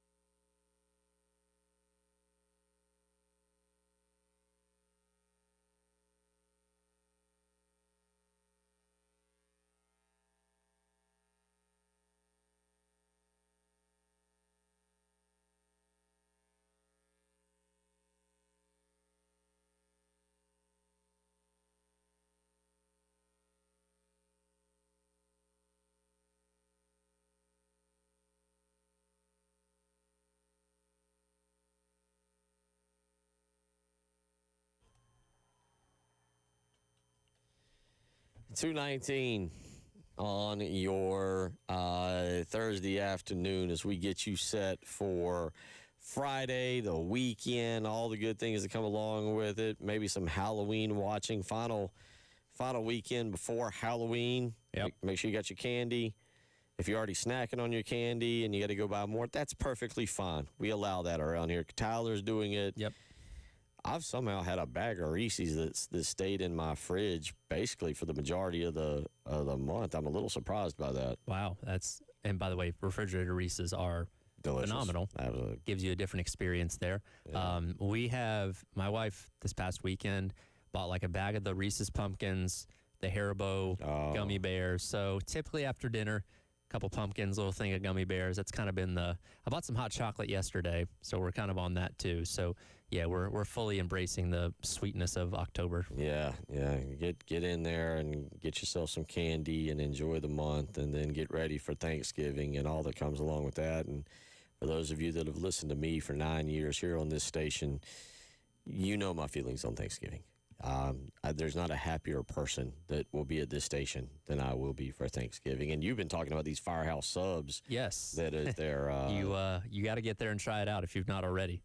I'm looking forward to having another one tomorrow. All right. Yeah, y'all will be on location. Not on my list here, but 101-362 Notch, Spring Valley location. Funny enough, I was thinking about this earlier. Last time we were there, it was for their grand opening. Okay. That was the week that Carolina upset A&M last year. So the last time you had a top 10 squad roll into town, we went to that Firehouse, and we all know what happened after that. So maybe a good omen. We'll see. There you go. Say that again. Where are y'all at Spring Valley? 101-362 Notch at Spring Valley. There you go. So they'll Tyler and the guys will be out there tomorrow for that show. Jacob weighs in. Hubie Halloween on Netflix. Best Halloween movie ever. Did they put a third one out? I didn't know that. I thought about doing. Yeah, I'm pretty sure there was a second one. I'm pretty sure. My wife swears up and down by Hubie Halloween. I've never seen it, but she likes it. It was dorky. It was Adam Sandler. It was Adam Sandler. Like, I hate to say it. It's like a kid's movie, right? Yeah. I mean, young adult. Okay. Young adult. Yeah. 10 to. You know. And like, I'm a big Adam Sandler fan. I just haven't gotten around to watching it. Yeah. Young adult movie. I mean, I say young adult, you know, teen, mid-teen. But, Hubie Halloween. I'm with you on that. Pretty good. Okay. Joey weighs in. And nope, Joey, see, this is right. And I think I'm saying this right. Watch the movie. I think it's Hereditary. It will change you. I've heard about this. Let me do a quick Google search. Let me tell you something. No. That's the kind of movie that keeps me, that I know that is not the way I can go with that. Oh, okay. Yeah, it's like sinister. Yes. No, sir. Not at all. I'll read the Wikipedia. Yeah. But no. You ever seen it? Do you have like a favorite bad Halloween movie or scary movie? Like just like it's supposed to be scary, but it's not, like it's bad acting or whatever? Let me think about that. I have one. Huh? You ever seen The Bye-Bye Man? No. The acting was bad. The CGI of the monster in the movie, it's like, it looks like it's out of like, this movie was made like 10 years ago, but it looks like it was out of like the late 90s. It's very poorly done. The acting isn't believable, and like, it's supposed to be serious.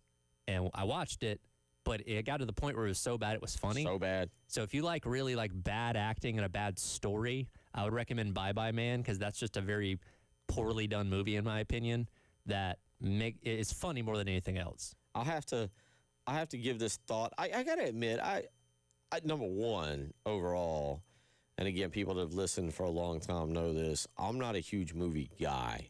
Okay. Like, I'm just not. I have a hard time with the capacity to sit down for 2.5 hours. Like one of our wagers, I don't know how I sit here, and by sit, I mean, you see me, I sit in this chair. I don't know how I sit in this chair for 2.5 hours, 3 hours every day. But you also see me, I'll get up, walk around. Sure. I'm out there playing the little pinball machine. I'm doing something. Sitting and watching a movie for me is difficult. Okay. But anyway, 803-404-6100. David weighs in. Harbos are the GOAT.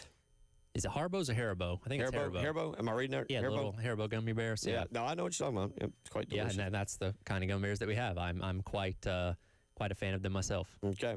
803-404-6100 if you want to weigh in on candy this afternoon. I'll read this text. One texter says, is it time to move on from Henry? He seems to stay hurt. Remember, it's a business now, and he is taking up a spot. Just curious what you fellas think. It comes from Russ. Also says, great show as always. Anytime you say great show as always, normally I'm going to read your text. No, it's not time. I say this. Look, you know, he has been hurt a lot. Sure. He has been hurt a lot, but he's playing better. I'm assuming, I think this was a shoulder injury to begin with. Yeah. and I'm assuming it's something pretty severe in the shoulder for him because he's pretty much out for the year now. I don't think you give up on him. Do you maybe consider him next year on the interior?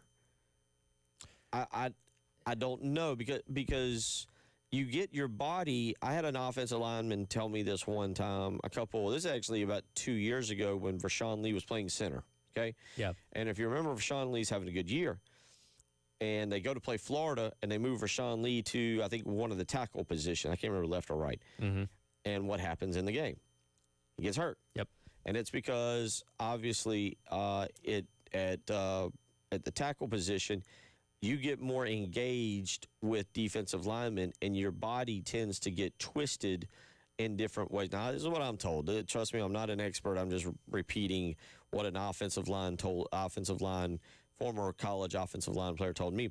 Your body gets twisted in different ways that it doesn't necessarily maybe at guard or at center, but at tackle you can get twisted. And A, if you're not, nothing against them, but if you're not strong enough, or B, if you're not flexible enough, it's very easy to have a knee get turned or bent trying to do something, or a shoulder or an elbow or something of that nature. And to the Texas question of moving on from him, if you're implying that, like, they tell him, hey, go transfer somewhere, or we're not renewing your scholarship, that's don't do that. Don't do that. Those kind of things aren't going to happen. I do think with his injury history, and he is a redshirt junior this year, so he does have more eligibility. I do think in the offseason you do have to look at the right tackle spot and say, hey, we need to address the depth here. If he's going to come back next year, then we can't, be in a situation where we don't have depth behind him. You're going to have Tree back and all that kind of stuff, we assume, but you probably want to address the depth of the tackle spots because of somebody like Henry being as injured as he is, and not wanting to get into a spot where you don't have any other options. But no, you don't make somebody walk for getting injured necessarily. Now, if he comes to the decision on his own that his injuries have piled up too much and he wants to stop playing football, that's on him, but you're not going to force him into that kind of situation. I do think you can plan around it, though, and saying, hey, this guy can't really get through these seasons without getting injured at some point. We need to be aware of that when we're building our depth for next year. Yeah, it wouldn't surprise me to see South Carolina go heavy, even heavier in the transfer portal. He did play multiple spots in high school on the O-line, so he has I would like to see him move to guard. I'd like to see him move to guard and have Babalade at right tackle, and then if it was up to me, and then have Marquis Anderson at center and Trevon Ball at left guard. Josiah Thompson's been bad this year. There's no other way around it. He's been bad, but I would say Josiah Thompson at left tackle, if not Jatavius Shivers, or move Babalade to left tackle and put Shivers at right tackle. But neither here nor there. I'm not the coach. I'm not at practice. I don't see it. I'm just one person randomly speaking. 803-404-6100. Tim weighs in. This might sound like a weird movie choice, but have you tried Coraline? Yes, I actually read the book back in elementary school, but read a book. And the movie's got some creepiness to it too. Okay. Yeah, it's solid flick. Okay. All right. KT from Lexington. He goes with his favorite Halloween movie is the Washington Irving version of The Legend of Sleepy Hollow. Ooh, okay. OG. Cool. Okay. Yeah, not a bad choice. 803-404-6100. And back to Candy for a second. Texter weighs in and says, Buc-ee's gummy bears. Trust me on this. My wife buys 5 bags every time we stop there. Don't think I've tried those yet. That will be on my list next time I go, though. There you go. We'll come back. I mentioned getting into a referee suspension, and we'll get into a little bit of the weekend football slate coming up. You're listening to the Halftime Show.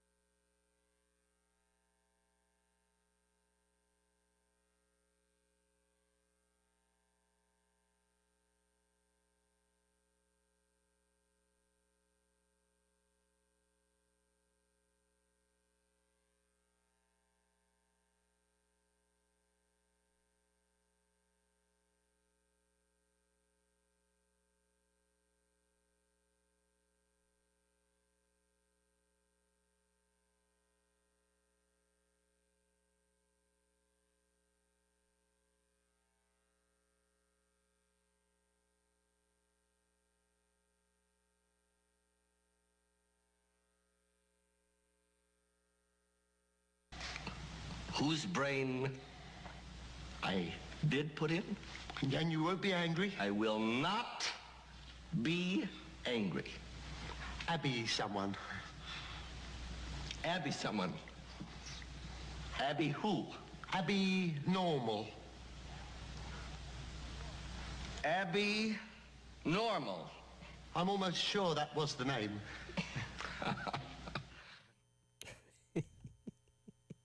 What do you got? Okay, what was that? Young Frankenstein. Young Frankenstein? Yeah. That had, what's his name in it that played in Everybody Loves Raymond, the older guy that was yeah. I can't remember his name. Frank in Everybody Loves Raymond. Yeah, he was the monster. He was the monster? Yeah. Okay. I'll look into Frankenstein, Dracula's. I can get into some Dracula movies. I don't know why I can get in. I guess because I don't fear Dracula flying into my window and biting me. Have you seen any of the 3 Nosferatus? No, there's not like replicas. There's replicas. Like they just redid the one last year, right? Yeah, the original silent one, which was Lon Chaney Sr. Then the one made in the 70s, which is, wow, that is a sexy movie. And then, okay, easy. Then Dave. The third one, well, it was. I mean, Isabella Johnny. But it's a family show, Dave. Well, we're there. We're kind of a halftime show. Good-looking woman. And then the third one, which was pretty good too. Now that's horror. That's pure horror. All 3 of them, really. You seen the new Nosferatu? My wife did. I have not gotten around to that myself. I think it's on Prime. Maybe I saw it on there the other There's day. a bunch of stuff on there right now. Yeah, you know what? This is the time of the year where being overwhelmed by choice is really a thing, because if you don't have a set plan of what you want to watch, scrolling through every app and looking at all the availabilities, it's overwhelming. You're like, maybe that, maybe that, maybe that, maybe that. And you're like, okay, I have 10 options here. How do I narrow this down? If you don't have a set idea of what you want, you get kind of lost in the shuffle. 803-404-6100. A couple of y'all weighing in on Peter Boyle. Thank you, Jason, for telling me who Frank Barone was and who was in Young Frankenstein. Texter weighs in, goes with The Seed of Chucky. It's a classic flick. Another texter goes with watch the Blair Witch Project when everyone thought it was real. It was a mockumentary, but we didn't know that at the time, and we were watching it. Extremely scary in that light. See, I feel like I wish because it came out in 99 or 2000, right? Right at the turn of the century. I wish I could have experienced it then when the hysteria of, oh my God, is this real, was like a thing, because now we all know that it isn't, but like to experience it at the time when people were questioning it, I think that would have made it even better. I was there, I went, what was that? It was 98, 99, I believe, and saw it. It was, I don't know. Movies like that don't scare me. I'm like, what are you doing? Get out of the woods. I do think because found footage mockumentaries weren't really a thing as much back then, which is what made that kind of so popular and revolutionary. Now there's a million of them because it kind of started a trend. Because I've seen some of the other ones and it's like, I see what you're trying to do, but there can only be one it probably wasn't the first one to do it, but most well-known one to do it, I guess, that really kind of set the standard. 803-404-6100. 2 of y'all weigh in. Here you go. Here's a stupid one for you. Ernest Scared Stupid. Okay. I have a feeling that one's not going to be too scary. No, it's not. 803-404-6100. So the SEC, all of a sudden, we're going to take officiating seriously. Finally.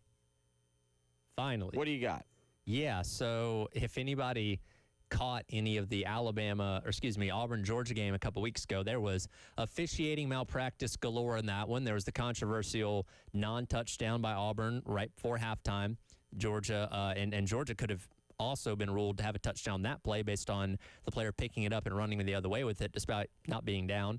There was Kirby Smart's famous clapping timeout, which was very obviously a timeout, but he convinced the officiating crew, namely the head official, the white hat, Ken Williamson, that he was clapping, which they seemed to be okay with. Ken Williamson, who's a longtime official, if you look up the picture, you've seen him around the SEC for a long time, according to Yellowhammer News, has been permanently suspended by the SEC for how sideways that game got. And there was a lot. That game, the pace was slowed down. It took like 40 minutes to play the last 2 minutes of the half. They lost control of that game on multiple occasions. And the SEC, we're always critical of them for their lack of visible accountability when it comes to their officiating crews. You know, they'll screw up a call, and then we'll get a statement on Monday saying, hey, okay, they messed that up. Sorry. Anyways, on to next week. Or they'll put out, like famously last year after the LSU game that Carolina lost with some controversial calls, they put out the highlight tape of everything they got right in that game, saying, hey, we did these right, though, which helps nobody. So it's a lack of accountability that we've accused the SEC of. And again, this is not an official report from the conference because they're not going to put that kind of stuff out there. They do not publicly display their discipline towards officials. But if this is the case, you know what that does? It makes every other official in this league know, hey, if I mess up too much, my job could be on the line, which I'm glad the SEC took this step forward. We're seeing more transparency. The ACC is inviting you into the replay booth where you can quite literally see and hear everything they're talking about in replay review. The Big 12 has been public about suspending its officials when they screw things up. The SEC is the premier league in college football. No reason why they should be behind those other leagues when it comes to innovation and transparency when it comes to their officiating crew. It is weird when we say that they're the premier league in the country and that it's this and it's that, and then every week there's some kind of odd officiating controversy that occurs, and I don't know where that comes. I don't get how we get to that point. Like, is that because they've got the wrong people? I mean, I don't get it. Like, is it the hiring process? Do we just have somebody in there with a rubber stamp that's like, oh, you officiated a Pee Wee game? You're in. Get on down there and get yourself a black and white striped uniform and get on out there. Like, I don't know how we arrive at this.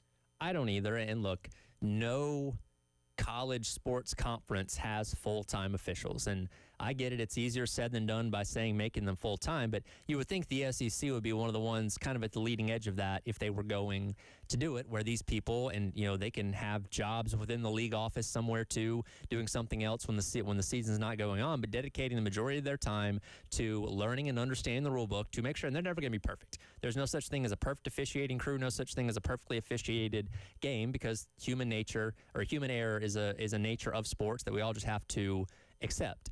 But you can make it better than it already is, because there's nothing worse than watching what is a good matchup on paper turn into a ref show where it's like, that team should have won if, you know, they got this call right or whatever. And it happens across all of college football. It's not just the SEC. Every league has bad officiating. If you watch enough football or basketball or baseball, you know that. It can be better to some degree, and I really wish the SEC would take some better steps. If nothing else, just create more transparency, right? We talk about this a lot. You know, coaches and players have to sit in a press conference after the game, and if a call screws them out of a win, they can't go off on the official. They can't say, well, this guy messed that up, this guy messed that up. Can we at least get the officials to comment on things after the game saying, hey, what'd you see, why'd you call that, and why did the outcome end up being the way that it did? If nothing else, just give us that so we have some kind of transparency on why they're doing the things that they're doing. Yeah, I'm with you. That's my big thing on the no interviews afterwards, or at least having a head official go in and explain some of the things that occurred during the game. 803-404-6100. We will get back to some Halloween discussion. We'll talk a little football, and we'll wrap up the Thursday program here on the halftime show.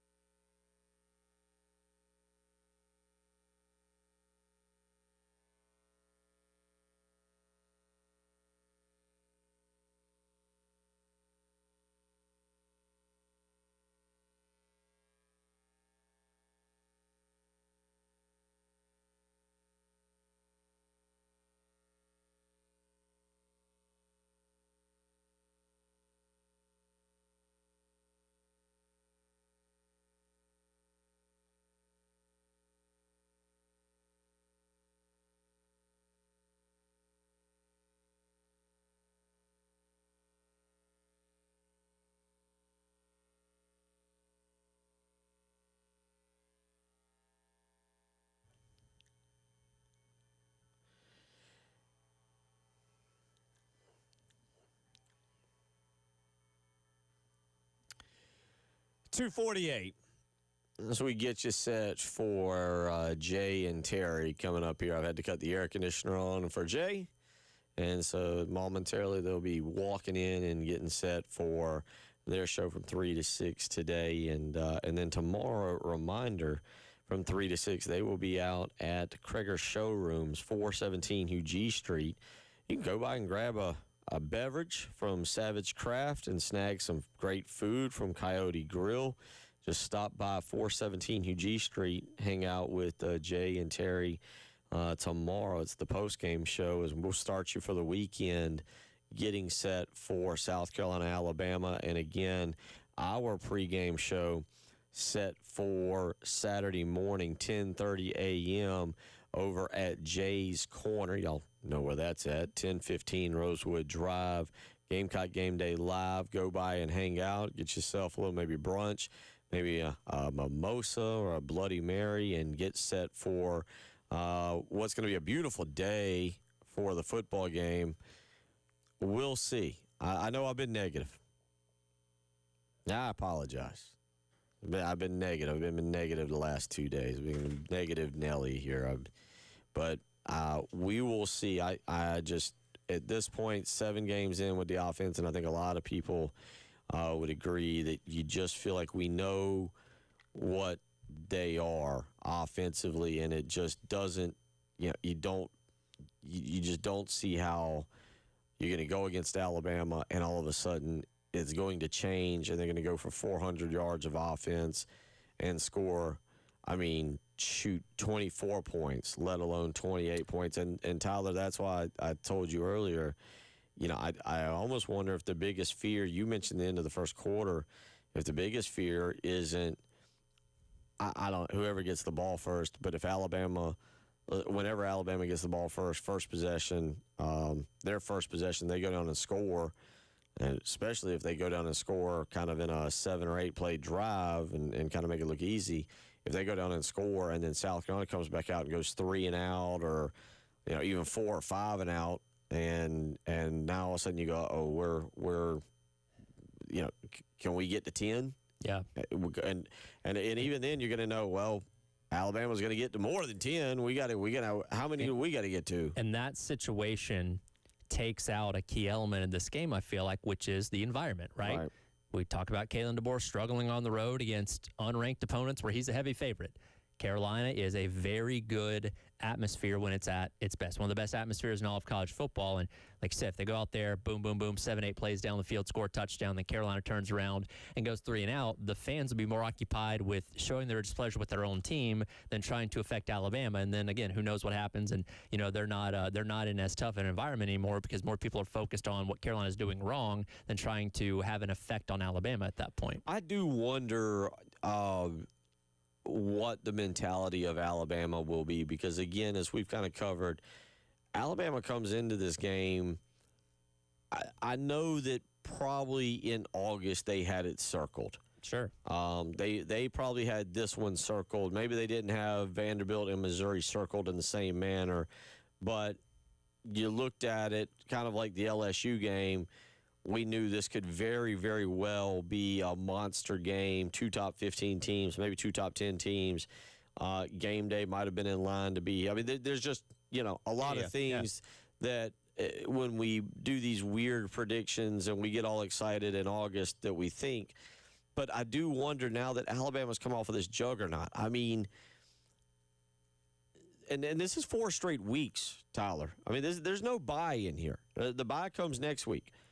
Georgia, Vanderbilt, Missouri, Tennessee. That's at the time of the ranking. At the time of the rankings, number 5, number 16, number 14, number 11, and here you get little old South Carolina who's having a down year, who doesn't present a challenge, doesn't scare you maybe. Sure. Do they come in here and they're just worn out? Look, they're beat up. They are. Sure. Yeah. I know the availability report doesn't suggest. But that's my question is, do they come in here? And so I'm going one way. Well, what if Alabama scores first and goes up 7-0, South Carolina goes 3-0? What if South Carolina can go up? You mentioned the Texas A&M game where they ran the kickback. Yep. Can you do something early to generate positive momentum with your team, but with your fan base. And Alabama is not like an elite first quarter scoring team. They average about 8 points per quarter for first quarter so far this year. They're pretty darn good second quarter scoring team. But yeah, they come out of the gate slow sometimes. So that's an opportunity for you to take advantage. And you mentioned those last 4 games. And really, I know they won by 17 against Tennessee, but all 4 of those games were 4-quarter games for the most part. There was no let up. And I know the Vanderbilt score looks a little lopsided, but they had to score late to make that a 16-point game at that point in time. So it's 4-quarter battles that they went through against all-ranked opponents. So, yeah, there's an opportunity for them to come in here a little worse for wear, playing a little bit of a sleepy game. Maybe if it was a noon, you'd feel a little bit better about it, but it's at 3:30. And yeah, there's an opportunity there for Carolina to take advantage, and we'll see, again, how they come out of the gate and if that has any effect. Yeah, is there something you can do that doesn't take your crowd out of your game? Unfortunately, Shane Beamer's done that twice in the last 2 years. Last year against Mississippi, the fake punt early on that basically took the crowd out. Yep. And look, it's not his fault. Not his fault on that one. That one I blame him, but not his fault this past weekend against Oklahoma going for it. I thought it was the right call. I would encourage him to do it 10 out of 10 times. So he's not out there blocking or running or doing whatever, but that's a play that it did. It deflated the crowd very early and really hurt. We will wrap things up tomorrow. Again, we're back here. Brian Edwards will join us tomorrow. Tyler's on location from 9 to 12. Yes, Firehouse, Spring Valley, 101.362 Notch. So we'll do it all again. Y'all go see Tyler. Y'all have a great day. We're back tomorrow.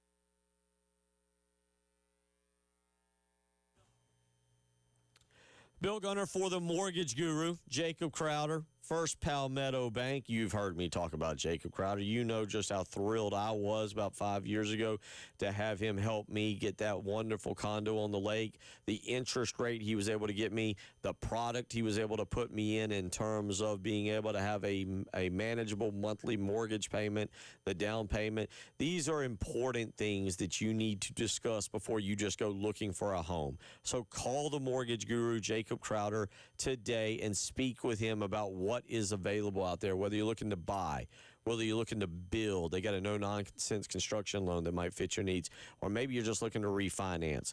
Call the Mortgage Guru today, 803-719-1005. Or you can email him, the letter J, Crowder, CROWDR, at firstpalmetto.com. Again, that phone number, 803-719-1005.